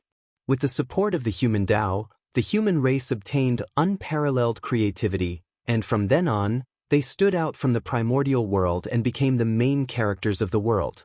The spirit of the human Tao had long been imprinted in the human race's bones, and was passed down through the bloodline from generation to generation. As such, it was no wonder that the human race would shout the slogan, "Man can conquer the heavens." It was a spirit that was engraved in the bones, an instinct that could not be erased or forgotten. Even the heavens and the earth would be moved by it. The human race was born with the human Tao, and they practiced the spirit of the human Tao in the primordial world, spreading the glory of the human Tao. What could the heavenly Tao do? That was not defying the heavens, it was following the human Tao. The word, human Tao, had exhausted all things, exhausted all things. With the human Tao as their backing, the heavenly Tao could not do anything to the human race. It could only allow that person's spirit to conquer the heavens to be passed down through the generations of the human race. Think about it, even the heavenly Tao could not do anything to the imperial ancestral temple. What ability did the celestial sect of wonders have to touch the imperial ancestral temple? Not to mention, Nuwa, Feng Zichen, and the statues of the 3 sovereigns and 5 emperors were also enjoying the offerings of the human race in the imperial ancestral temple. It was likely that as soon as the celestial sect of wonders made a move, Nuwa and Feng Zichen would immediately sense it and stop all of this from happening. The imperial ancestral temple was the safest place for the human race. If Si Wenming hid in the imperial ancestral temple, then unless Tao ancestor Hongjun personally took action or the 3 pure ones personally descended, the celestial sect of wonders would not be able to touch him in the slightest. However, the human emperor living in the imperial ancestral temple was just talk.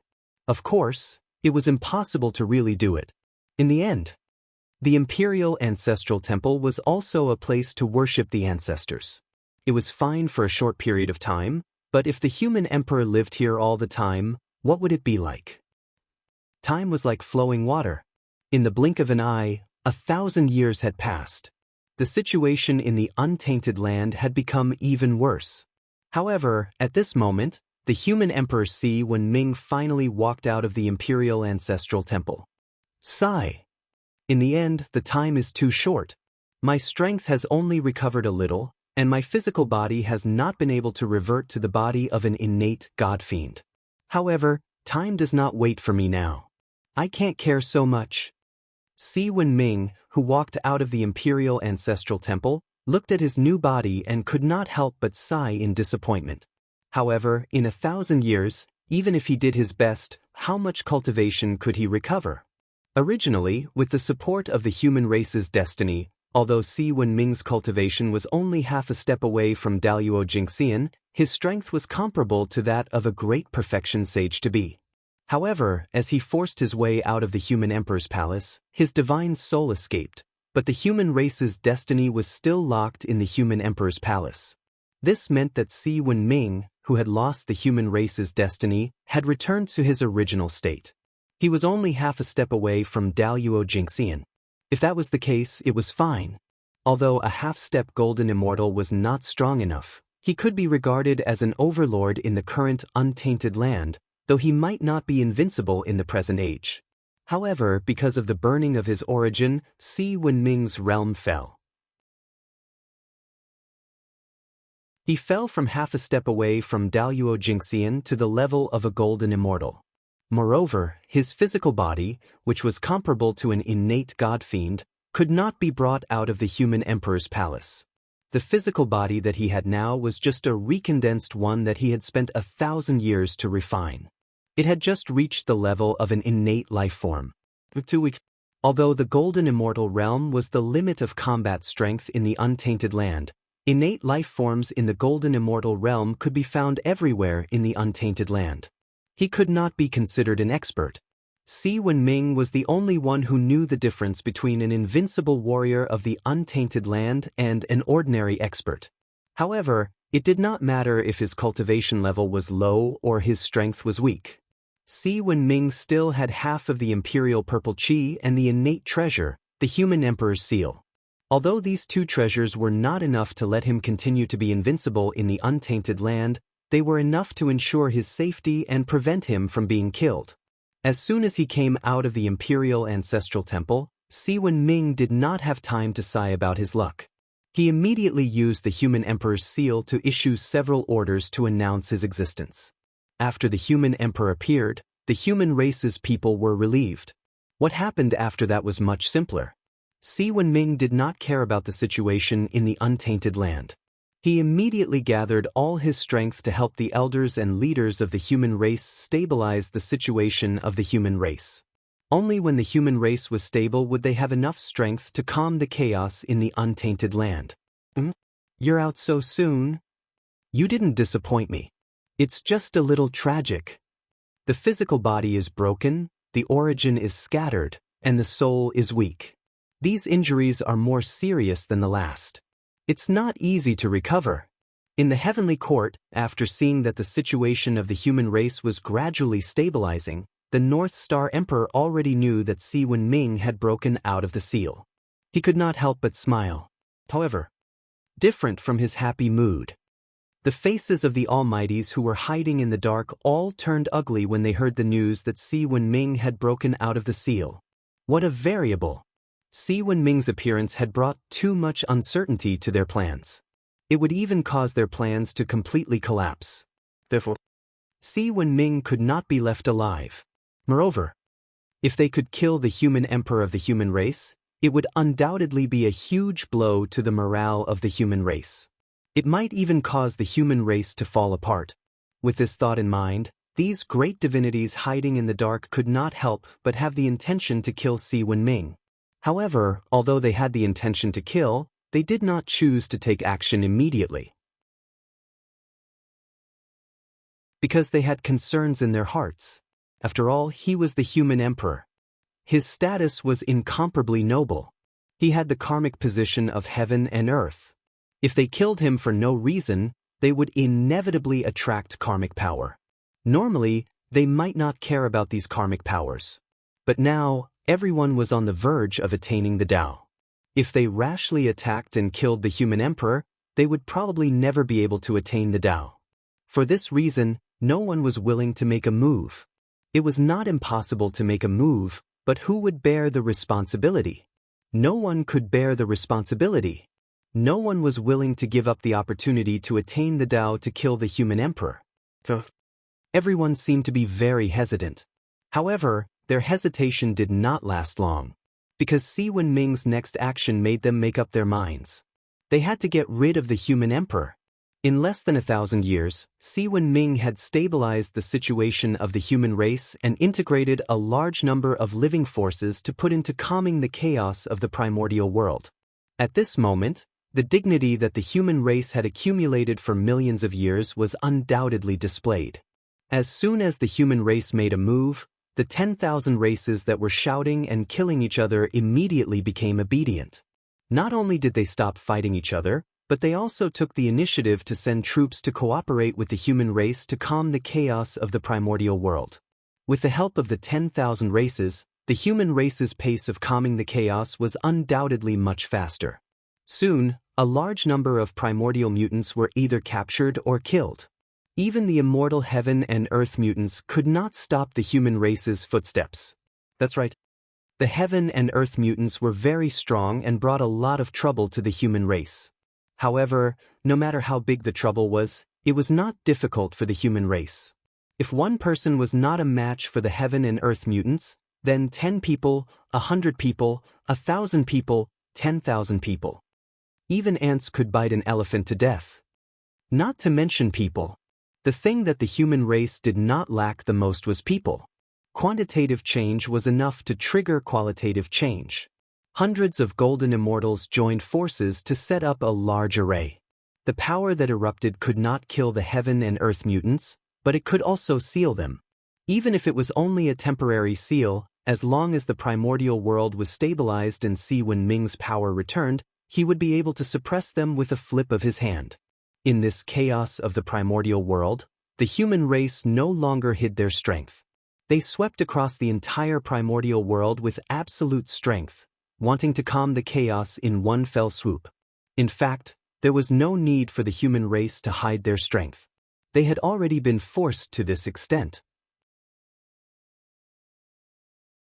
If the human race still showed that they could not withstand a single blow, it would only encourage the arrogance of the person behind them. At the same time, it would also attract more prying eyes. It was a disaster for a child to cause trouble with gold. The destiny of the human race was gold, and the people hiding in the dark were spying on the existence of gold. If the human race didn't show how strong they would definitely be eaten up by the others, including their skin and bones. Only by showing unparalleled strength could they intimidate the eyes that were secretly spying on the human race. The stronger the human race was, the more those who were spying on the human race had to consider whether it was worth risking their lives for a little destiny. The more people feared, the safer the human race would be. Hiding their strength during the development period was to shock the world. They had already reached the peak. If they continued to hide their strength, they would be inviting trouble. The protagonist of heaven and earth. Who would not spy on them? One had to know. If one pretended to be a pig for too long, one would really become a pig. It was also time for the human race to reveal their claws and fangs. When the human race moved, that tyrannical foundation of his was clearly displayed. The heaven and earth mutants that had previously stirred up the primordial world were quickly suppressed. It did not take long for the chaos that had affected more than half of the primordial world to show signs of being completely calmed. It was precisely when they saw this scene. Only then would the great divines who were hiding in the dark make up their minds. They were in a hurry. If the chaos of the primordial world was quelled by the human race, what else could they play?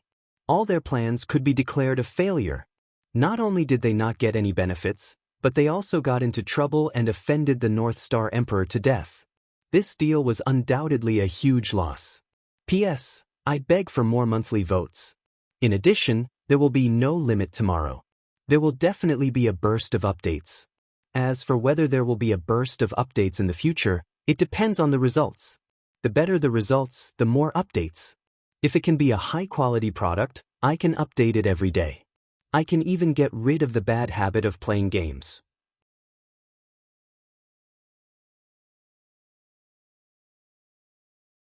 Chapter 670. Great practitioners were all shrewd people. They would never engage in a losing business. Now, they were about to lose money, and they had to pay a price that was enough to hurt them. Would they allow this to happen? Of course not. In order to target the human race, they had already invested too much. Once they failed, the loss would definitely be unimaginable. In fact, the price they had to pay would exceed the limit they could bear. Therefore, the great divines hiding in the dark would never allow this plan to fail. If the human emperor hindered their plan, then they would make the human emperor disappear. As soon as this thought came to mind, everyone had the intention to kill. Therefore, they tacitly looked around. Of course, it was impossible for one person to do such a big thing as killing the human emperor. The best thing was for everyone to do it together. In this way, even if the karma came with everyone sharing it, their pressure would be reduced a lot. Perhaps, after everyone shared the pressure, the consequences of killing the human emperor would not be a big deal. The consequences of killing the human emperor would be great, but they had the advantage in numbers. Each of them would bear a share of the responsibility. Perhaps this matter would be fooled. After all, if they joined forces, they would be able to control the general trend of heaven and earth. They might be able to erase the impact of killing the human emperor. Thinking of this, the worry in everyone's hearts lessened a lot. Fellow Taoists, we can't delay any longer. If we delay any longer, the chaos of the primordial world might be quelled by the human emperor. Therefore, we can't hesitate any longer. The poor way knows that you are unwilling to bear the karma of killing the human emperor. This is normal. After all, it is the supreme karma of heaven and earth. It is ominous to kill. But we don't have to kill him. Just like before, we can find an opportunity to continue sealing the human emperor. Of course, we have to pay a price to forcefully seal the human emperor, but if everyone here works together, that price is nothing. Just as everyone was secretly plotting, a sudden voice echoed in everyone's ears, breaking the long silence. Who is it? Everyone could not help but be shocked. They hurriedly released their divine senses to scan the surroundings. However, no matter how they searched every corner of the void, they could not find the source of the sound. Obviously, the person who spoke did not want to reveal his identity. In such a situation, even if the human race was angry, it would not be good for them to find trouble with everyone present. That would be too exaggerated and impossible. However, if the human race was determined to target a few of them, there would be no problem. Who would the human race target then? Without a doubt, the human race would target whoever performed the best in this plan against the human race. The person who spoke dared to collude with everyone to seal the human sovereign. There was no doubt that he was the primary target of the human clan.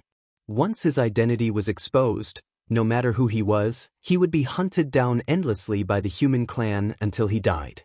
This was related to the dignity of the human race. It was useless for anyone to plead for mercy.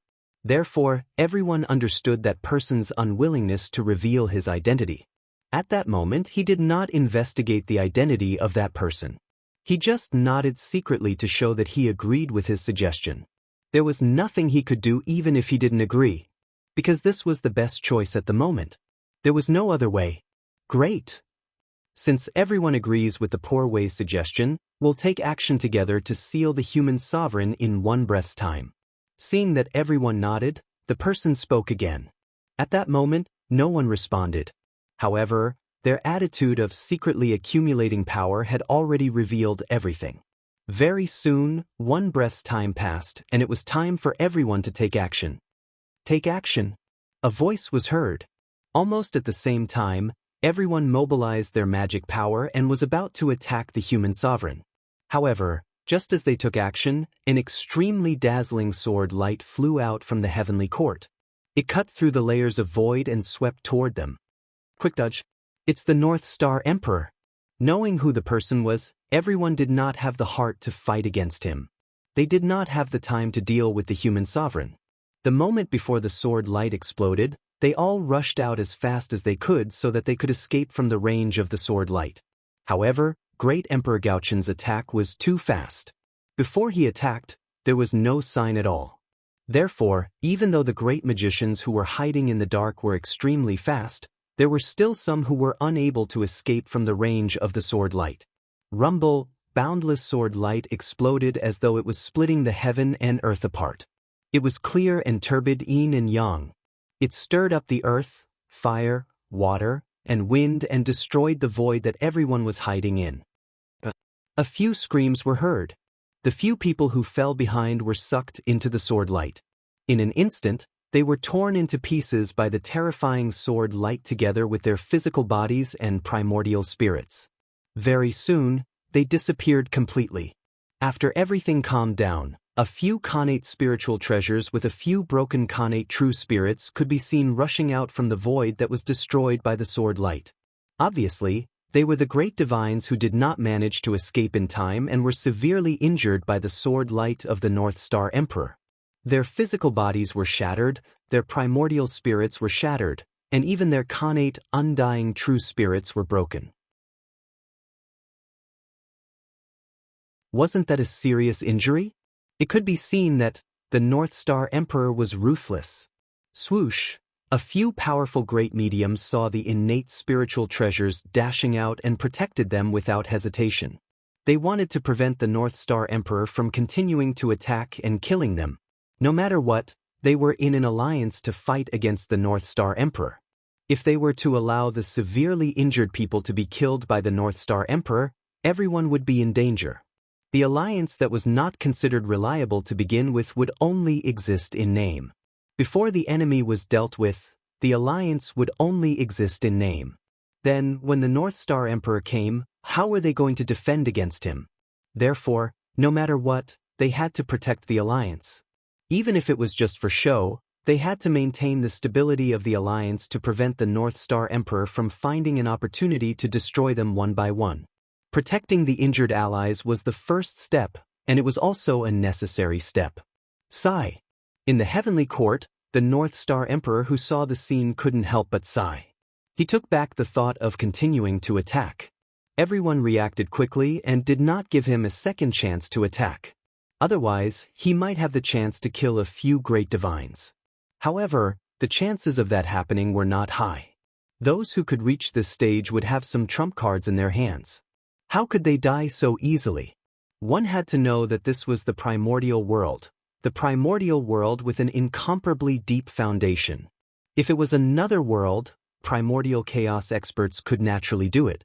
However, the primordial world could not. There was no other reason. Its foundation was too deep. The primordial world was built on the corpses of a large number of chaos demon gods whose strength far exceeded the primordial chaos realm. This also created the primordial world's incomparably deep origin. For this reason, some special existences could always be born in the primordial world. These things could either save one's life or trick others. But without exception, these special existences were far more mysterious than one could imagine. They might have the ability to fight against primordial chaos experts. In short, with the strength of the primordial world, it was not strange for anything to be born.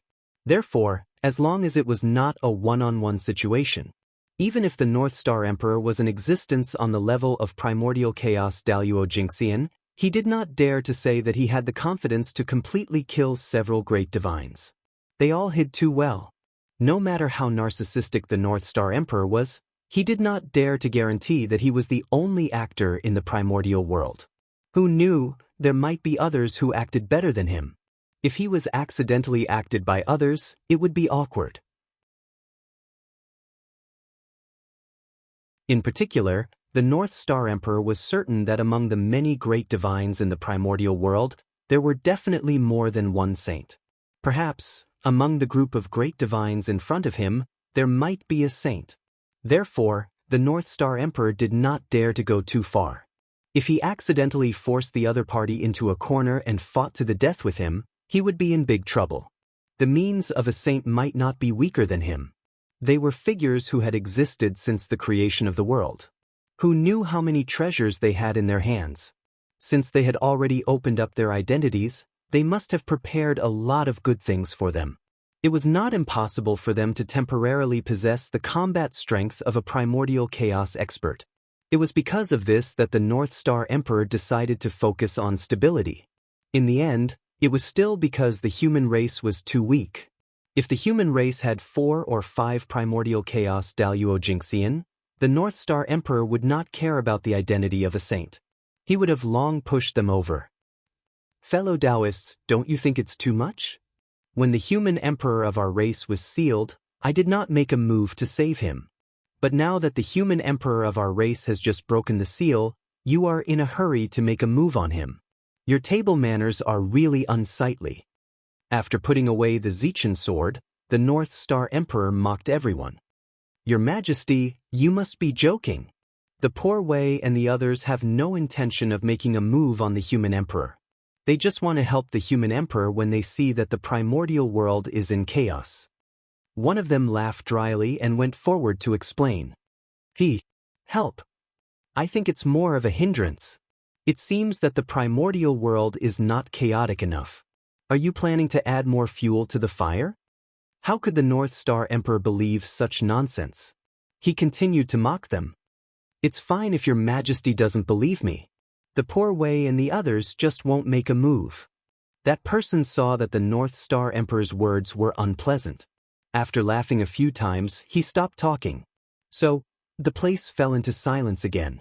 However, under this silence, there was an invisible undercurrent surging crazily. Fellow Taoists, it's already come to this. If you still have any tricks up your sleeves, don't hide them anymore. Hurry up and use them. Otherwise, after a period of time, the human race will completely pacify the primordial world. Then, all our previous efforts will be in vain. With the North Star Emperor around, it was no longer realistic to make a move on the human emperor. Everyone could not help but feel more anxious. Time waits for no one. To be honest, these powerful existences were also very depressed. As the saying goes, every dog has its day. However, they did not expect it to change so quickly. Previously, they worked together to stop the North Star Emperor from helping the human emperor. But now, the situation was completely reversed. It was the North Star Emperor's turn to stop them from making a move on the human emperor. Wasn't this retribution coming a little too quickly? Could this be the effect of the providence of the protagonist of heaven and earth? It made it difficult for the other forces to harm the human race. However, with so many forces working together, their providence should have suppressed the human race. After all, the providence of the human race was only half of the providence of all the races in the primordial world. It was not half of the entire primordial world's providence. With so many forces working together, what they mobilized was the providence of the blessed grotto heavens and the Khanate Tao providence. Whether it was the quality or quantity, it suppressed the human race. Therefore, the providence of the human race should not be so prosperous at this moment. However, although they were confused, their actions were not slow. They all used their trump cards. They had already invested so much in the beginning. Now, they could no longer retreat. Anyway, if they retreated this time, they would not be able to obtain the forgiveness of the human race. Then they would go all the way. What if they won? The benefits they would obtain would undoubtedly be shocking. Alright, we have to admit, these great divination masters were gambling. However, wasn't life a huge gamble? If they won the gamble, their future would be bright. If they lost the gamble, there was nothing to lose. Since that was the case, why not block it? There was no way for them to turn back. Rumble. The moment these powerful existences' backup plans were activated, orders were sent out from the various blessed grotto heavens. Immediately, dozens of Khanate races that had submitted to the human race rebelled. In the name of the human race being tyrannical, they led ice to attack the human race. At the same time, hundreds of Khanate races that had long submitted to the powerful existences rushed out from the dojos of those powerful existences and charged towards the human race. For a moment, the human race became the target of everyone in the primordial world. Even the excuse was ready-made. The human race was tyrannical, so much so that they were sinned by the heavens. They sent down the mutants of heaven and earth to cause chaos in the primordial world, disturbing the foundation of the human race's rule. For this, these Khanate races obeyed the mandate of the heavens and mobilized troops. They thought that the heavens and earth would get rid of this thief and overthrow the rule of the human race. The human race, who was suppressing the mutants of heaven and earth, was suddenly stabbed in the back by the Khanate races. They were flustered. However, the human race was strong after all. The rebellion of a few dozen Khanate races did not cause much of an impact. They could be suppressed very quickly. On the other hand, the Khanate races that walked out of the dojos of the powerful existences were somewhat difficult to deal with. Unlike the Khanate races that were still in the primordial world, the Khanate races that were in the dojos of the powerful existences were not affected by the change of the world at all. Their bloodlines did not degenerate and still maintained the purity of their Khanate bloodlines. Because of that, they were extremely powerful. Moreover, there was also an irreconcilable blood feud between these Khanate races and the human race. They would rather leave the primordial world than live under the same sky as the human race. This had already explained everything. These Khanate races were all the main forces in the Khanate alliance back then.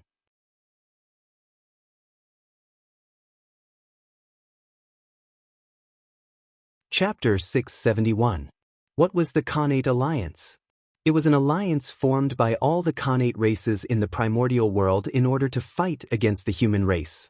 It was also the predecessor of the primordial world's 10,000 races. In the great war between heaven and earth, they had fought countless battles with the human race. Blood could be said to have dyed the primordial world red. Although the Khanate alliance had received Fushi's favor during the disaster of the beasts, most of the Khanate races had chosen to bury the hatchet with the human race. However, there were still a small number of Khanate races who did not let go of their hatred for the human race. Instead, they chose to draw a line with the human race. These Khanate races were the main war faction of the Khanate alliance. As the main war faction, they could be said to be the main force of the Khanate alliance against the human race. They were at the forefront of every battle. After countless battles, countless of their clansmen had died at the hands of the human race. These blood feuds had accumulated, causing them to form an irreconcilable enmity with the human race. Thus, how could they submit to the human race? Therefore, after the Khanate alliance collapsed, the other Khanate races joined the human race. These Khanate races who had a death grudge with the human race joined forces to deal with the Khanate beasts. From then on, they had a new name, the Khanate vestigial race, the race left behind from the Khanate era. Without a doubt, since these Khanate vestigial race dared to become enemies with the human race, their strength must be extremely powerful. Although they could not fight against Khanate beasts, they could still survive. Under the protection of each other, the Khanate vestigial race survived the tribulation of Khanate beasts with difficulty. But then, before they could take revenge on the human race, they suddenly realized that the human race was already a colossus that they could not shake. At that time, Fushi suppressed the primordial world. No one in the 10,000 races could contend against him. Helpless, these Khanate vestigial race temporarily gave up the idea of revenge and focused on developing to wait for the future. Unfortunately, although their strength increased quickly, the human race undoubtedly developed faster. As time passed, the gap between them and the human race did not decrease. Instead, it became bigger and bigger. Their hope of revenge was getting slimmer and slimmer. The Khanate vestigial race had been waiting for heaven and earth isolation. After heaven and earth isolation, they could not stay in the primordial world any longer. Therefore, they sought refuge with the great divine ability. They hoped that one day, a peerless figure would be born in their race and completely destroy the human race. In the blink of an eye, the world had changed. In the blink of an eye, millions of years had passed. At this time, the pre-celestial descendants who were practicing in the Taoist field of the great mediums suddenly received an order from the Taoist priests to go to the untainted land to attack the human tribe. It was this order that awakened the hatred in the hearts of the Xianxia vestigial races towards the human race. Almost without hesitation, they walked out of the Great Master's dojos and brazenly charged at the humans. Things were different now. In the past, they weren't a match for the human race, not because they weren't strong enough, but because the human race had the support of a great divine ability. But now, the situation had completely reversed. The human race had somehow angered the Celestial Sect of Wonders, causing the Celestial Sect of Wonders to turn around and support them against the human race. In this way, the human race would no longer have any advantages. How could they withstand their attacks? One must know that, in the primordial world, the will of the Celestial Sect of Wonders was the will of the heavenly Tao. Since the human race dared to make an enemy out of the Celestial Sect of Wonders, their fate was already sealed. They were bound to fail. The human race was finished. Just as the battle between the human race and the pre-celestial vestigial race was in full swing, in the depths of the void, where countless worlds and secret realms were located, an inexplicable change suddenly occurred. One after another, cracks in the void appeared, opening up a passage that led to the untainted land. You've been here for nearly 10 million years. It's time to let the untainted land know of your existence. So, go! Go to the untainted land and fight with the human race. Let the world know that the creatures I created may not be inferior to the Nuwa. In the dark, a dignified voice echoed between heaven and earth, breaking the silence of this place. Yes, Patriarch. Suddenly, a respectful voice came from the countless worlds and secret realms. Then, countless figures walked out of the unknown world. They were densely packed and innumerable. They crossed the void cracks and headed towards the untainted land. That was postnatal life forms. That's right. These creatures that walked out of the unknown world. Although their forms were strange, the aura they exuded was compatible with the untainted land. In fact, it faintly resonated with the postnatal chi. Without a doubt, this was the aura that belonged to postnatal life forms. The countless creatures that walked out of the unknown world were all postnatal life forms. Variables, what a shocking change. As the only postnatal race in the untainted land, the human race could enjoy the postnatal luck alone. However, with the appearance of these races, the luck of the human race would definitely be affected. Although it wouldn't shake their foundation, it wouldn't be too good either. The human race was in trouble. Perhaps, these postnatal life forms wouldn't be very strong, but they were definitely disgusting enough.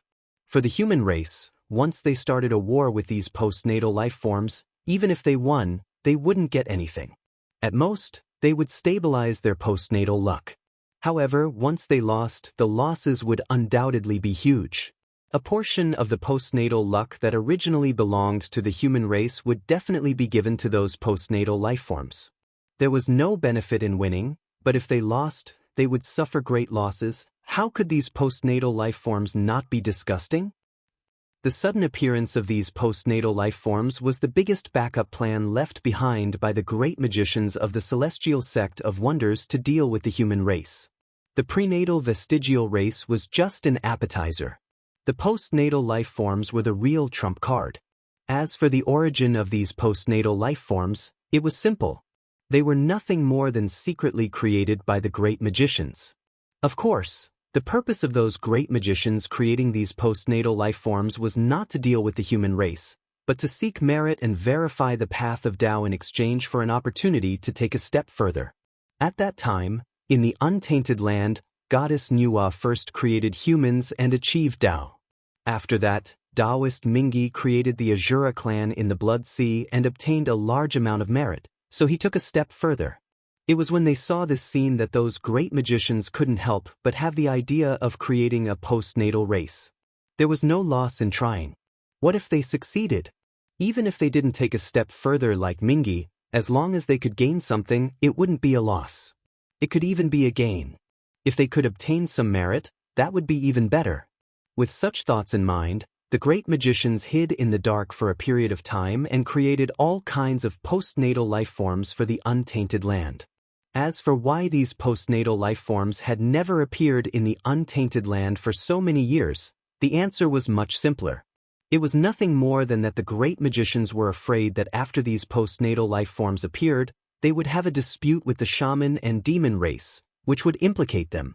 For this reason, they restrained these postnatal life forms in the many worlds in the depths of the void, allowing them to develop in a low-key manner. In this way, they didn't have to worry about them getting involved in the disputes of the untainted land, and it also saved them a lot of trouble. However, they didn't expect that the changes in the world were often unexpected. Who would have known that as time passed, the Khanate era gradually became the past, and the postnatal era ushered in a period of rapid development. The postnatal life forms that were almost forgotten by the great magicians gradually became the favorites of the era. At the same time, they also became the sharp weapons of the great magicians to deal with the human race. Rumble. The moment those postnatal life forms stepped into the untainted land, the long river of destiny in the mysterious and unknown space immediately sensed it. The long river of destiny that represented the human race suddenly began to shake violently, and there was a faint trend of splitting. It looked unusually frightening. The moment the destiny of the human race changed, the few existences that were closely related to the human race sensed it almost at the same time. What? Why is the destiny of the human race in turmoil? In the heavenly court, the North Star Emperor couldn't help but frown. Then, he subconsciously glanced at the untainted land. In just an instant he understood what had happened. In an instant, the North Star Emperor's face darkened, and it became abnormally ugly. Disgusting, it was really too disgusting. If it were any other time, even if these postnatal life forms swarmed up, they wouldn't be enough to fight against the human race. They would be easily suppressed. But now, the human race was facing enemies from both sides. If they fought with these postnatal life forms again, they would seem a little inferior. The reason for this was not because these postnatal life forms were too strong, but because in the battle with the postnatal life forms, the human race could not lose a single battle, and they could not have a tug-of-war with them. Let's put it this way, if the human race could not completely kill these postnatal life forms before they could gain a foothold in the untainted land, then the human race would have already lost the battle with these postnatal life forms. And the longer the war lasted, the greater the losses of the human race. The reason was because once these postnatal life forms gained a foothold in the untainted land, a portion of the postnatal destiny would be separated from the human race's destiny and flow to these postnatal life forms. Moreover, this providence was not fixed. The greater the advantage of these postnatal life forms, the greater the destiny that would flow from the human race's destiny to them. The meaning of their existence was to drink the blood of the human race. Fellow Taoists, what a good method! I have underestimated you. However, if you want to overthrow the human race with just these postnatal life forms, you are thinking too much. Glancing coldly at everyone, the North Star Emperor said coldly. However, no one responded to his words. In this, the North Star Emperor was not surprised. Instead, he secretly thought of a countermeasure. The appearance of the postnatal life forms was indeed beyond his expectations, but this was not a big deal. The human race had a deep foundation. Even when the myriad races were at their peak, they were not afraid, let alone now. Although the human race's current situation was extremely dangerous, that was all on the surface. It was only because accidents happened one after another that the human race was caught off guard, resulting in the current situation. However, as long as they could survive the current period, all the turmoil would be quelled one by one. The human race was not as weak as they had imagined. The Seven Stars continent had not made a move yet, and the allies of the human race had not made a move either. It could be seen that the true foundation of the human race had not been activated yet. Feng Zichen knew. The great divinities also knew. Therefore, in order to deal with the human race, the great divinities definitely had some backup plans. In the untainted land, only the demon race and the shaman race could pose a threat to the human race. As an ally of the human race, the shaman race would not attack the human race, so only the demon race could do so.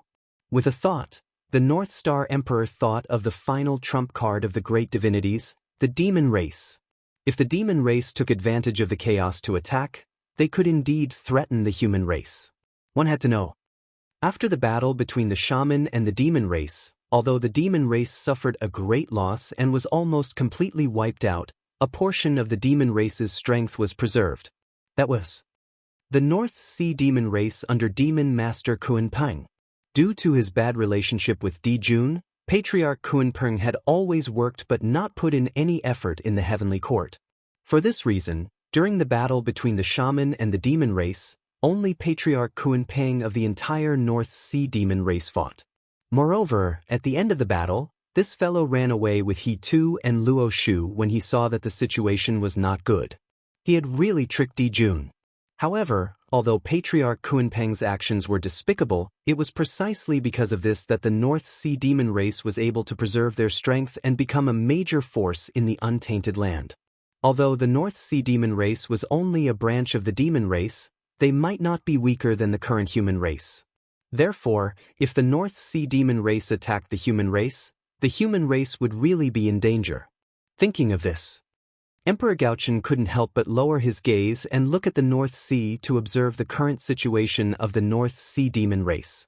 However, before he could look at the North Sea, a loud explosion suddenly came from the heavenly realm. Bang! The moment he heard the loud explosion, Emperor Gaochen's heart skipped a beat, and he had an ominous premonition.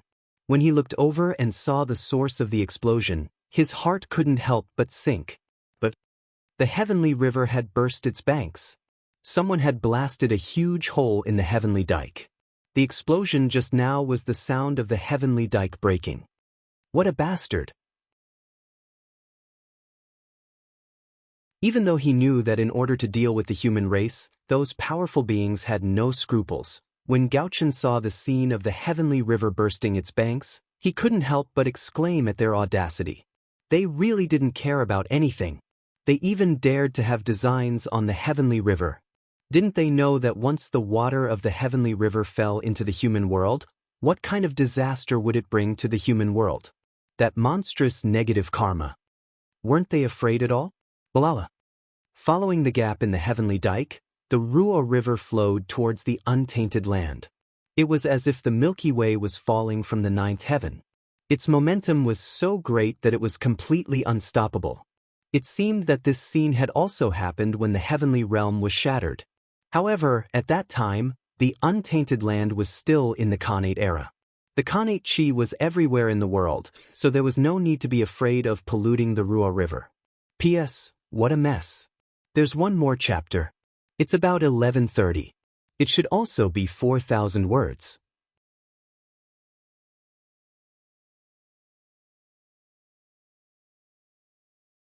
Chapter 672. However, the Eldritch world had completely fallen into the postnatal era. The world was filled with mortal chi. The weak water was heavenly water. It belonged to the Khanate realm. Once it was tainted by the postnatal chi, it would definitely become extremely heavy. Moreover, the Khanate realm and the postnatal realm were two different concepts. In ancient times, everyone had Khanate physiques and did not dare to touch the weak water. Needless to say, most of the living beings now had postnatal physiques. Disaster! It had suddenly descended upon them. For a moment, in the Eldritch world, the flood was surging. The weak water was Khanate water. In addition, it was illuminated by the starlight day and night. It had undergone a huge change and contained a huge amount of energy. As soon as it landed on the Eldritch world, it was affected by the laws of heaven and earth and began to transform from Khanate to postnatal realm. If a drop of Khanate water completely transformed into postnatal water, it would probably be as much as a river. One could imagine what kind of disaster it would be for the people when the heavenly river flowed into the Eldritch world. Damn it! Seeing that the heavenly river was flowing into the Eldritch world, Gaochen did not care about the great divines anymore. He immediately took out the Pantheon painting and turned it into a sky screen to block the gap in the heavenly river. After that, he released his divine thought and enveloped the entire heavenly court. Gaochen stretched out his hand and grabbed at a certain palace in the heavenly court. How dare you continue to stay in the heavenly court after destroying the heavenly dike? Do Do you really think I don't dare to kill you? Rumble. As Gaochen pressed down with his palm, the shadows of the 5 emperors vaguely appeared. They released endless emperor aura, causing the space-time in that area to completely freeze. 5 emperors' great handprint. In the next moment, the 5 emperors' great handprint exploded with terrifying power and tore the palace into pieces. At the same time, Gaochen grabbed a slightly wretched figure out of the broken palace. Under the suppression of the 5 emperors' great handprint, that person could not even resist, let alone escape. Who sent you? Gaochen Emperor ignored that person's struggle and asked coldly. Violent killing intent surged out of his body and turned into an unparalleled chill. It froze space-time and destroyed that person's hope. The hope of survival. From the beginning to the end, Gaochen did not ask about that person's identity because there was no need to. This person was dead for sure. No matter where he came from, he had to die. Since he dared to destroy the heavenly river, he had to pay the price, and that price was death. Not only did he have to die, but even the forces behind him had to pay the price. And the reason why he wasn't dead now was because he still had a trace of value, and that was the identity of the person behind him. How could a mere Daluo Xianxian have the guts to destroy the heavenly river? It was nothing more than the support of someone even more powerful. That's right, the person who dared to destroy the heavenly river was a Daluo Xianxian. Huh? What a joke. A mere Daluo Xianxian dared to destroy the heavenly river. If a quasi-sage were to make a move, wouldn't the heavenly court be overturned? Who is it? Seeing that the person did not answer, the North Star could not help but tighten its grip on his hand. Suddenly, the person let out a shrill scream as his entire body and primordial spirit shattered together. Only a trace of the innate, undying true spirit was left as it struggled desperately in the North Star's hand. Speak! Without giving the person a chance to breathe, the North Star Emperor continued to ask. Boom! As he spoke, the unique aura of the Celestial Emperor erupted from his body and crushed toward the person. The moment the Celestial Emperor's aura swept across, the person's remaining innate, undying true spirit seemed to have been erased by someone, and half of it quietly disappeared. But even after suffering such a painful blow, the person still did not say a word. You're quite loyal. However, do you think I won't be able to find out who sent you? Then you and the people behind you are underestimating this humble one's methods. Seeing that he could not get anything out of the person, the North Star Emperor's heart stirred. Suddenly, the universe shook as an illusory river appeared from the void. It came majestically and drowned the remaining half of the person's innate, undying true spirit. In the next instant, space-time fragments danced and reflected the person's past. The river of space-time. The illusory river summoned by the North Star Emperor was the most mysterious and dangerous place in the primordial world, the river of space-time. With Pengu personally guarding the source of the river of space-time, no one could reverse the past and the future. Karma was the cause. However, although the past could not be changed, it was not impossible to use the river of space-time to observe everything that happened in the past. In the end, it was because Mount Buzhou was gone. It greatly reduced the danger level of the river of space-time. If it was in the past, not to mention summoning the projection of the river of space-time, even entering the river of space-time would be suppressed by Mount Buzhou. But now, there was no need to worry about such a situation happening. To be precise, it started from the time when Mount Buzhou collapsed. As long as they did not interfere with the past, everyone could freely enter the river of space-time and observe the past. Of course, it was only limited to the time after that. Everything before the end of the ancient era could not be easily checked, because at that time, Mount Buzhou still existed. Now that there was no Mount Buzhou in the future, everyone could spy on it. However, in the past, Mount Buzhou still existed. Therefore, anyone who dared to spy on that period of time had to be prepared to pay the price. In short, because of the absence of Mount Buzhou, the river of space-time was much safer now. With Primordial Chaos Dao Master's ability, he could already borrow some of the power of the river of space-time without suffering any backlash. What the North Star Emperor needed to do now was to use the river of space-time to reflect that person's past and find the identity of the person behind the scenes. In the primordial world, memories could be faked. True spirits could also be faked. But in the past, because of Pangu, it was impossible to fake it. Therefore, no matter how deeply the person behind the scenes hid or how many faces he changed, he could not escape the reflection of the river of space-time. Spying on that person's memories might not be able to find out the identity of the person behind the scenes, because no one could guarantee that the person behind the scenes would show his true face. However, the river of space-time could lock onto the true identity of the person behind the scenes, because the river of space-time recorded everything in the primordial world. As long as one's cultivation had not reached the realm of primordial chaos Daluo Jingxian, they would definitely leave traces in the river of space-time. Whether it was in the past, present, or future, as long as they left traces, it was enough for the North Star Emperor to lock onto the identity of the person behind the scenes. Rumble. The river of space-time was vast and mighty, reflecting that person's past one by one. Soon, the North Star Emperor locked onto his target. It was a strange scene. In the scene, the person who destroyed the heavenly river was talking to someone, but there was nothing in front of him. It wasn't that there was no one in front of him, but that the person who was talking to him was too powerful and had already cut off the past.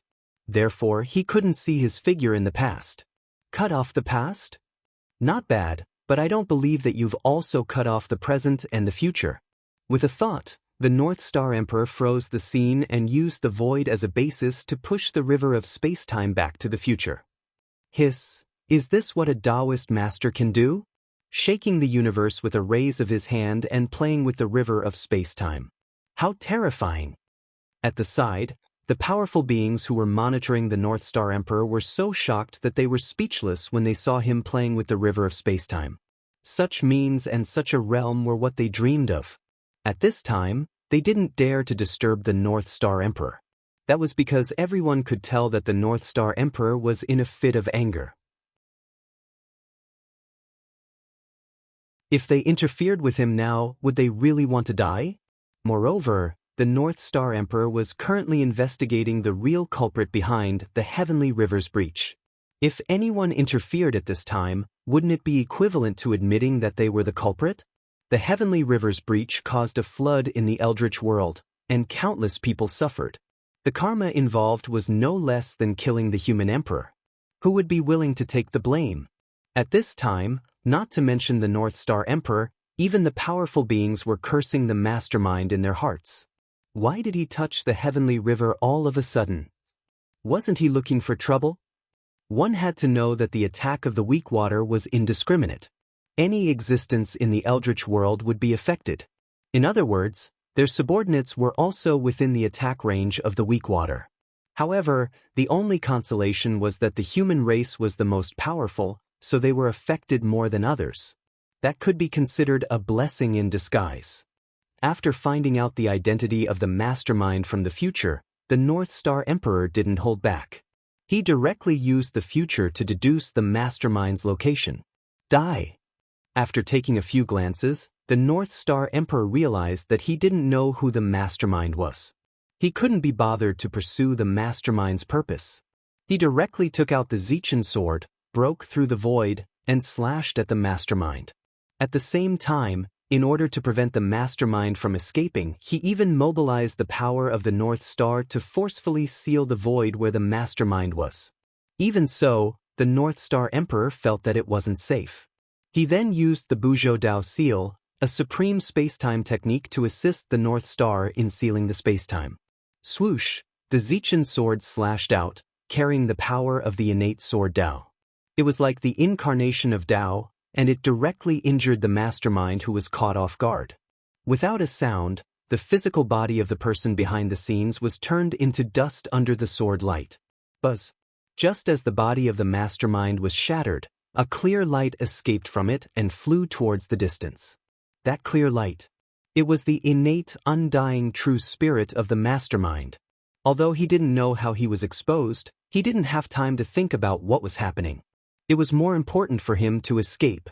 However, before his innate, undying true spirit could escape far, he saw a star shadow that emitted a terrifying heavenly aura. The unparalleled divine aura froze him on the spot. Then, before he could react, he saw the shadow of an immortal sacred mountain appear one after another. It emitted an aura that suppressed everything. Together with the previous star shadow, it completely sealed his escape route. Go! Above the heavenly court, after seeing that the mastermind was completely suppressed, Emperor Gaochen waved his hand and summoned the million-sword illustration to bring him over. Do you really think that you can do whatever you want just because you're an immortal? If I don't make you pay the price today, where will the heavenly court's face be? Emperor Gaochen, who had been suppressing his anger, finally found a target to vent it on. He grabbed the innate, indestructible true spirit of the mastermind and crushed it into pieces. However, that wasn't the end. Emperor Gaochen pointed at the heavenly court, and the golden dragon of luck formed by the heavenly court's providence immediately sensed it. It roared to the sky and swallowed the fragments of the mastermind's true spirit into its stomach. Today, I'll use the providence of the heavenly court to suppress your true spirit. You'll never be able to reincarnate. After doing all that, Emperor Gaochen's majestic voice resounded throughout the heavenly court. On the other side, the immortal sacred mountain who witnessed all that was happening was terrified by Emperor Gaochen's means. That immortal sacred mountain was completely done for. Although the immortal sacred mountain was an immortal, it didn't mean that they couldn't be suppressed. Gaochen used the providence of the heavenly court to suppress that person's true spirit and completely cut off all hope of resurrection. From then on, as long as the heavenly court wasn't destroyed, that immortal sacred mountain would never be able to regain his freedom. Such means, it was truly ruthless. It also shocked the immortal sacred mountain present. They truly felt the terror of a primordial chaos powerhouse. A powerhouse that wasn't inferior to them was completely suppressed in a few breaths' time. This simply smashed their pride into smithereens. The bloody truth told them that primordial chaos Daluo Jingxian was really not on the same level as them. The difference was extremely huge. Almost subconsciously, everyone unconsciously moved closer. It was as if only by doing so could they bring a sense of security. In fact, that was the case. If it weren't for the fact that they had more people, Gaochen would have killed them long ago. After suppressing the real culprit behind the scenes, Emperor Gaochen turned his gaze to Daluo Jingxian, who had destroyed the heavenly river. And you? Since the heavenly river has burst its banks because of you, then you should contribute to quelling the flood. With that, Emperor Gaochen flicked his finger and sent him into the primordial world. At the same time, he used the will of heaven as a knife and slashed down along the bloodline karma of Daluo Jingxian. In a trance, a sorrowful cry seemed to come from the long river of fate. Then, the innate imprint in the body of a certain innate race of the primordial world suddenly disappeared, and their bloodline began to degenerate. In the blink of an eye, they were completely reduced to mortals. They didn't show any magic power at all. Even Tai Jingxian was no exception. Moreover, shackles appeared in the unseen world, locking their cultivation door, preventing them from embarking on the path of cultivation in the future. Without a doubt, this was the clansman of Daluo Jingxian. Because of him, they had paid an unbearable price. P.S. I updated 12,000 words today. I didn't go back on my word. I beg for votes next month. As for whether I will update tomorrow, it will depend on today's results.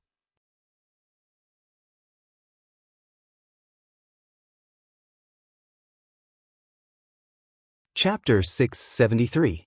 Those who bring disaster to the world deserve such an ending. After doing all this, the North Star Emperor's cold voice reverberated between heaven and earth.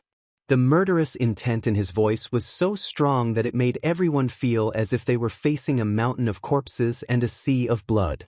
For a moment, the deities trembled. Even the great mediums felt a chill from the bottom of their hearts when they saw how ruthless the North Star Emperor was. What was the meaning of killing one to warn the rest? This was it. He was afraid that after this matter, anyone who wanted to offend the heavenly courts would have to think twice about it. Where's the Sky River Water Tribe? After dealing with the external enemies, the North Star Emperor had the time to deal with the traitor. However, one Daluo Jingxian was able to destroy the sky dike under the heavy guard of the heavenly court. It would be strange if there was no problem. There was no doubt that there was a traitor in the heavenly court. This was because without the help of a traitor, a mere Daluo Jingxian would not be able to destroy the sky dike. One had to know that the Sky River was an important place in the heavenly court. Not only was it guarded by the navy, but it was also enveloped by the Khanate formation. Furthermore, the heavenly river's water tribe lived within it. With 3 layers of security, someone could still destroy the sky dike under their nose. Could this be explained by negligence? The Sky River is here. Please forgive me, Your Majesty. As the Sky River's water surface shook, a middle-aged Taoist walked out from the bottom of the water and quickly came to the North Star Emperor. He apologized with a pale face. Sky River Taoist. The middle-aged Taoist who walked out from the bottom of the Sky River was called Sky River Taoist. He was a great cultivator whose strength had reached the level of Daluo Jingxian. He was not a living being born in the Sky River. Instead, he was a Khanate god-fiend from the primitive water tribe. However, because he had joined the heavenly court earlier, Great Heaven wanted to show his sincerity. Of course, he also had the intention to buy bones with 1,000 gold taels. Hence, he specially gave him preferential treatment and granted him the position of the Lord of the Sky River. He also allowed his people to live in the Sky River with him. That was how the name Sky River Taoist came about. This was not his name before, but he changed it after coming to the Celestial River so that he could occupy the destiny of the Celestial River. The Sky River Taoist was the master of the Sky River. Now that the Sky River was in trouble, he could not escape responsibility. Furthermore, as a fellow Daluo Jingxian who controlled the innate formation that protected the heavenly river, there was no reason that Sky River Taoist could not detect the arrival of the enemy. But he just didn't notice. That could only mean that there was something wrong with him. Moreover, even if there was nothing wrong with the Sky River Taoist, he would not be able to escape the crime of neglecting his duty. At the end of the day, someone had to take responsibility for the heavenly river's breach. And Sky River Taoist was the best candidate. Sky River Taoist, as the ruler of the Sky River, you can't escape responsibility no matter what. Therefore, I don't care if you're a spy for a powerful expert or if you're neglecting your duties. I'm only punishing you and your clansmen to fill the heavenly dike. So, are you convinced? The North Star Emperor's light words were as heavy as an immemorial divine mountain. Each word pressed down on the Sky River Taoist's heart, causing his face to turn snow-white in an instant. Yes, Your Majesty. Although he was unwilling, the Sky River Taoist did not dare to resist. Your Majesty, I'll take my leave. Finally, the Sky River Taoist bowed respectfully to the North Star Emperor and led his clansmen toward the gap in the heavenly river. Rumble! The heavenly dike shook and swallowed the Sky River Taoist and his clansmen. In an instant, divine light bloomed and laws filled the air. It was so dazzling that people could not open their eyes. After everything calmed down, the heavenly river had returned to its original state. As for the Sky River aquatic race, they had disappeared. They would not be able to appear in the Eldritch world for a few more eons. The North Star Emperor had suppressed the chaos in the heavenly court with lightning speed. The power of the North Star Emperor had shocked everyone. The world has really changed. Now, any Tom, Dick, and Harry dares to cause trouble in the heavenly court. The North Star Emperor glanced at the great divinities and said casually. It was just that his words seemed to be directed at the great divines. As a result, the expressions of those great mediums turned ugly when they heard his words. However, before they could get angry, the North Star Emperor suddenly stood up from the Emperor's throne in the heavenly court and walked out. For a moment, everyone could not be bothered to get angry. They went forward to block the North Star Emperor to prevent him from leaving the heavenly court. Your Majesty, where are you going? Outside the southern heavenly gate, a great divinity asked the North Star Emperor with a smile. Now that the outcome of the battle had not been decided, how could they allow the North Star Emperor to leave the heavenly court? What's wrong? Do I need your permission to go anywhere? Fellow Taoists, don't you think you're meddling too much? Gaochen said with displeasure as he faced the crowd alone. Hearing that, everyone fell silent. They indeed had no reason to stop the North Star Emperor. However, in this world, there was no need for so many reasons. As long as they wanted to, it was enough. Therefore, the North Star Emperor must not leave the heavenly court. Thud. In the silence, the North Star Emperor suddenly took a step forward. At the same time, he was closer to the great divinities, almost face to face. However, none of the great divinities backed down. The atmosphere, suddenly he became nervous. Fellow Taoists, now that the Eldritch Wilderness is flooded, countless living beings are suffering. As the Heavenly Emperor, of course, I can't stay out of this. Now, I'm going to the Eldritch Wilderness to find a solution to the flood. Even so, you still want to stop me? Suddenly, the North Star Emperor spoke. For the first time, he explained the reason for this trip to the Heavenly Court. For a moment, everyone could not help but be stunned. They did not know what to do. The North Star Emperor left the Heavenly Court for the sake of solving the flood. If they continued to stop him, it would be disregarding the lives of the people in the world. It would be unrighteous and they would bear a huge burden of karma. Although, with their current actions, it had nothing to do with righteousness. However, this was how things were. They could do it but not say it. For this, the great divinities were in a dilemma. If they let the North Star Emperor leave the Heavenly Court just like that, wouldn't their previous efforts be in vain? Naturally, they were extremely unwilling to accept this. However, if they did not let the North Star Emperor leave, the karma that would result was not something that they could easily bear. Enough. Fellow Taoists, you are not children anymore. Why can't you tell what's important and what's urgent? Previously, I allowed you to fool around because I gave face to the Tao ancestor and didn't argue with you. However, this is not the right for you to be arrogant. If you continue to fool around like this, then don't blame me for not showing mercy. I'll drag you all to the Purple Cloud Palace and let the Tao ancestor take a good look at his disciples. Seeing that everyone was still not giving way, the North Star Emperor's expression changed and he scolded them loudly. A great divinity was compared to an ignorant child in his mouth. What kind of humiliation was this? To be honest, the damage that the North Star Emperor's words caused to them was even worse than killing them directly. After the North Star Emperor finished speaking, the eyes of those great divinities turned red. If they did not know that the gap between them was too huge, they would have long swarmed forward and torn the North Star Emperor into pieces. However, even so, the violent killing intent still surged out of their bodies and stabbed towards the North Star Emperor without any concealment. The North Star Emperor only smiled contemptuously and did not take it to heart at all. A group of losers, they were not worth his attention.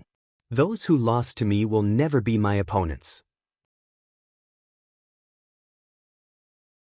I'll give you time to catch up until you can't see me anymore. This was what the protagonist of a novel that Feng Zichen liked very much in his previous life had said. It was also the true portrayal of his current state of mind. These people had already been left far behind by him. As time passed, this gap would become bigger and bigger. Were no longer existences on the same level. They were not a match for the North Star Emperor now, and they would not be a match for him in the future. Since that was the case, why would they need to save face for these great divinities? Moreover, compared to death, it was obvious that humiliation would bring more harm to them. The great divinities who had lived for countless years were not afraid of death. On the contrary, death might bring them relief. The long years had worn away too many of their emotions, including the fear of death. Perhaps, the only thing that could not be wiped away by time was their firm hearts towards the Tao. Death was not worth their fear, and the only thing that could move them was probably that face. The primordial world was a place that valued face very much. For this reason, the harm brought by humiliation was even more unacceptable than killing them directly. It was with such thoughts that the North Star Emperor did his best to humiliate them. This was revenge that left a deeper impression on them than killing. Get out of the way. Ignoring the killing intent on everyone, the North Star Emperor scolded again. Secretly clenching their fists, everyone suppressed the killing intent in their hearts and slowly opened up a path for the North Star Emperor to pass through. The reason why these great divinities made way was not because they were afraid of the North Star Emperor, but because they were afraid of Tao ancestor Hongjun. They were frightened by the words of the North Star Emperor that he wanted to bring them to the Purple Cloud Palace to seek justice from the Tao ancestor. If this matter did not reach the Tao ancestor would turn a blind eye to it. However, once the North Star Emperor made a fuss about this matter, the Tao ancestor would be embarrassed, and it would not be easy for him to seek revenge. Then, with their recent actions, after the Tao ancestor found out, he would definitely not let them off easily. Therefore, these great divinities could only give in. Just like that, the North Star Emperor swaggered out of the heavenly court. However, he did not go to the human race. Instead, he went directly to the North Sea and taught the Kunpeng Patriarch a lesson in the name of the Tao discussion. For this, the North Sea demon race, who were previously restless and had the intention to dominate the primordial world, instantly wilted. Not to mention the North Star Emperor, just the primordial world, because of the flood, caused all the deployments of the human race to be in vain. Similarly, the innate vestigial race and the postnatal life forms were not having a good time either. At this time, no one was in the mood to attack each other. They all stopped fighting and organized their own forces to quell the flood. However, it was not so easy to quell the flood. The weak water was a highly toxic thing to the innate life forms, let alone the postnatal life forms. Basically, once a mortal came into contact with the weak water, they would be turned into white bones in less than an hour. Even a celestial immortal cultivator would have to shed a layer of skin if they fell into it. How could such a dangerous thing be so easy to quell? Therefore, in the beginning, everyone was helpless against the weak water. They could only think of a way to block it somewhere and prevent it from spreading everywhere. However, the effect of this method was not very good. That was because after the weak water came to the mortal world, it began to transform into the postnatal world, causing its volume to become larger and larger. It could not be blocked at all. For this, in less than 100 years, the weak water overflowed in the primordial world. Of course, it was not completely without good news. At the very least, after the weak water changed from the innate to the postnatal, the degree of danger was undoubtedly greatly reduced. Above the innate stage, one could basically not be affected by the weak water. At this time, in the human territory, as the weak water became more and more overflowing, Si Wenming could not help but feel that blocking it was not a solution at all. Why not lead it to the East Sea? It was at this moment that Si Wenming had a flash of inspiration and thought of a way to completely solve the weak water. That was to lead it to the East Sea. This idea could not be said to be not bold, because before this, the primordial waters were independent and not connected to the sea. Si Wenming's idea was to open up the connection between the primordial waters and the sea so that the weak water could flow from the ground to the sea. If this was done, it would be an earth-shaking change for the primordial waters. This might set off a battle between the sea gods and the sea gods. Because once the two were connected, then they would both be water element luck. The sea area luck and the water area luck would definitely merge into one. In this way, although it would strengthen the water element luck, it would also bury a huge hidden danger. The sea had always been the territory of the dragon race, but the primordial waters were not. Although it was not as vast as the four seas, it had also given birth to many innate god-fiends. Therefore, if the sea area and the water area were connected, a complete water system would be born. Then, in order to compete for the ruling rights of this complete water system, there would definitely be a world-shaking battle. They were all bosses who would be willing to have another person controlling them. Moreover, after the sea area and the water area luck merged, how huge would the luck be? If he could obtain it, it would not be inferior to obtaining a world-shaking fortune. Who would be willing to give it up? Not to mention, if he could control the new water system, it would be equivalent to controlling the entire water vein of the primordial world, and he could become the master of the water vein of the primordial world in one fell swoop. With so many fortunes added together, how could there not be a great war? However, with the current situation of the primordial world, Siwen Ming could not care so much. You're tuning in to the Wandering Hero YouTube channel. Don't forget to subscribe and join us on this journey to catch the most captivating stories.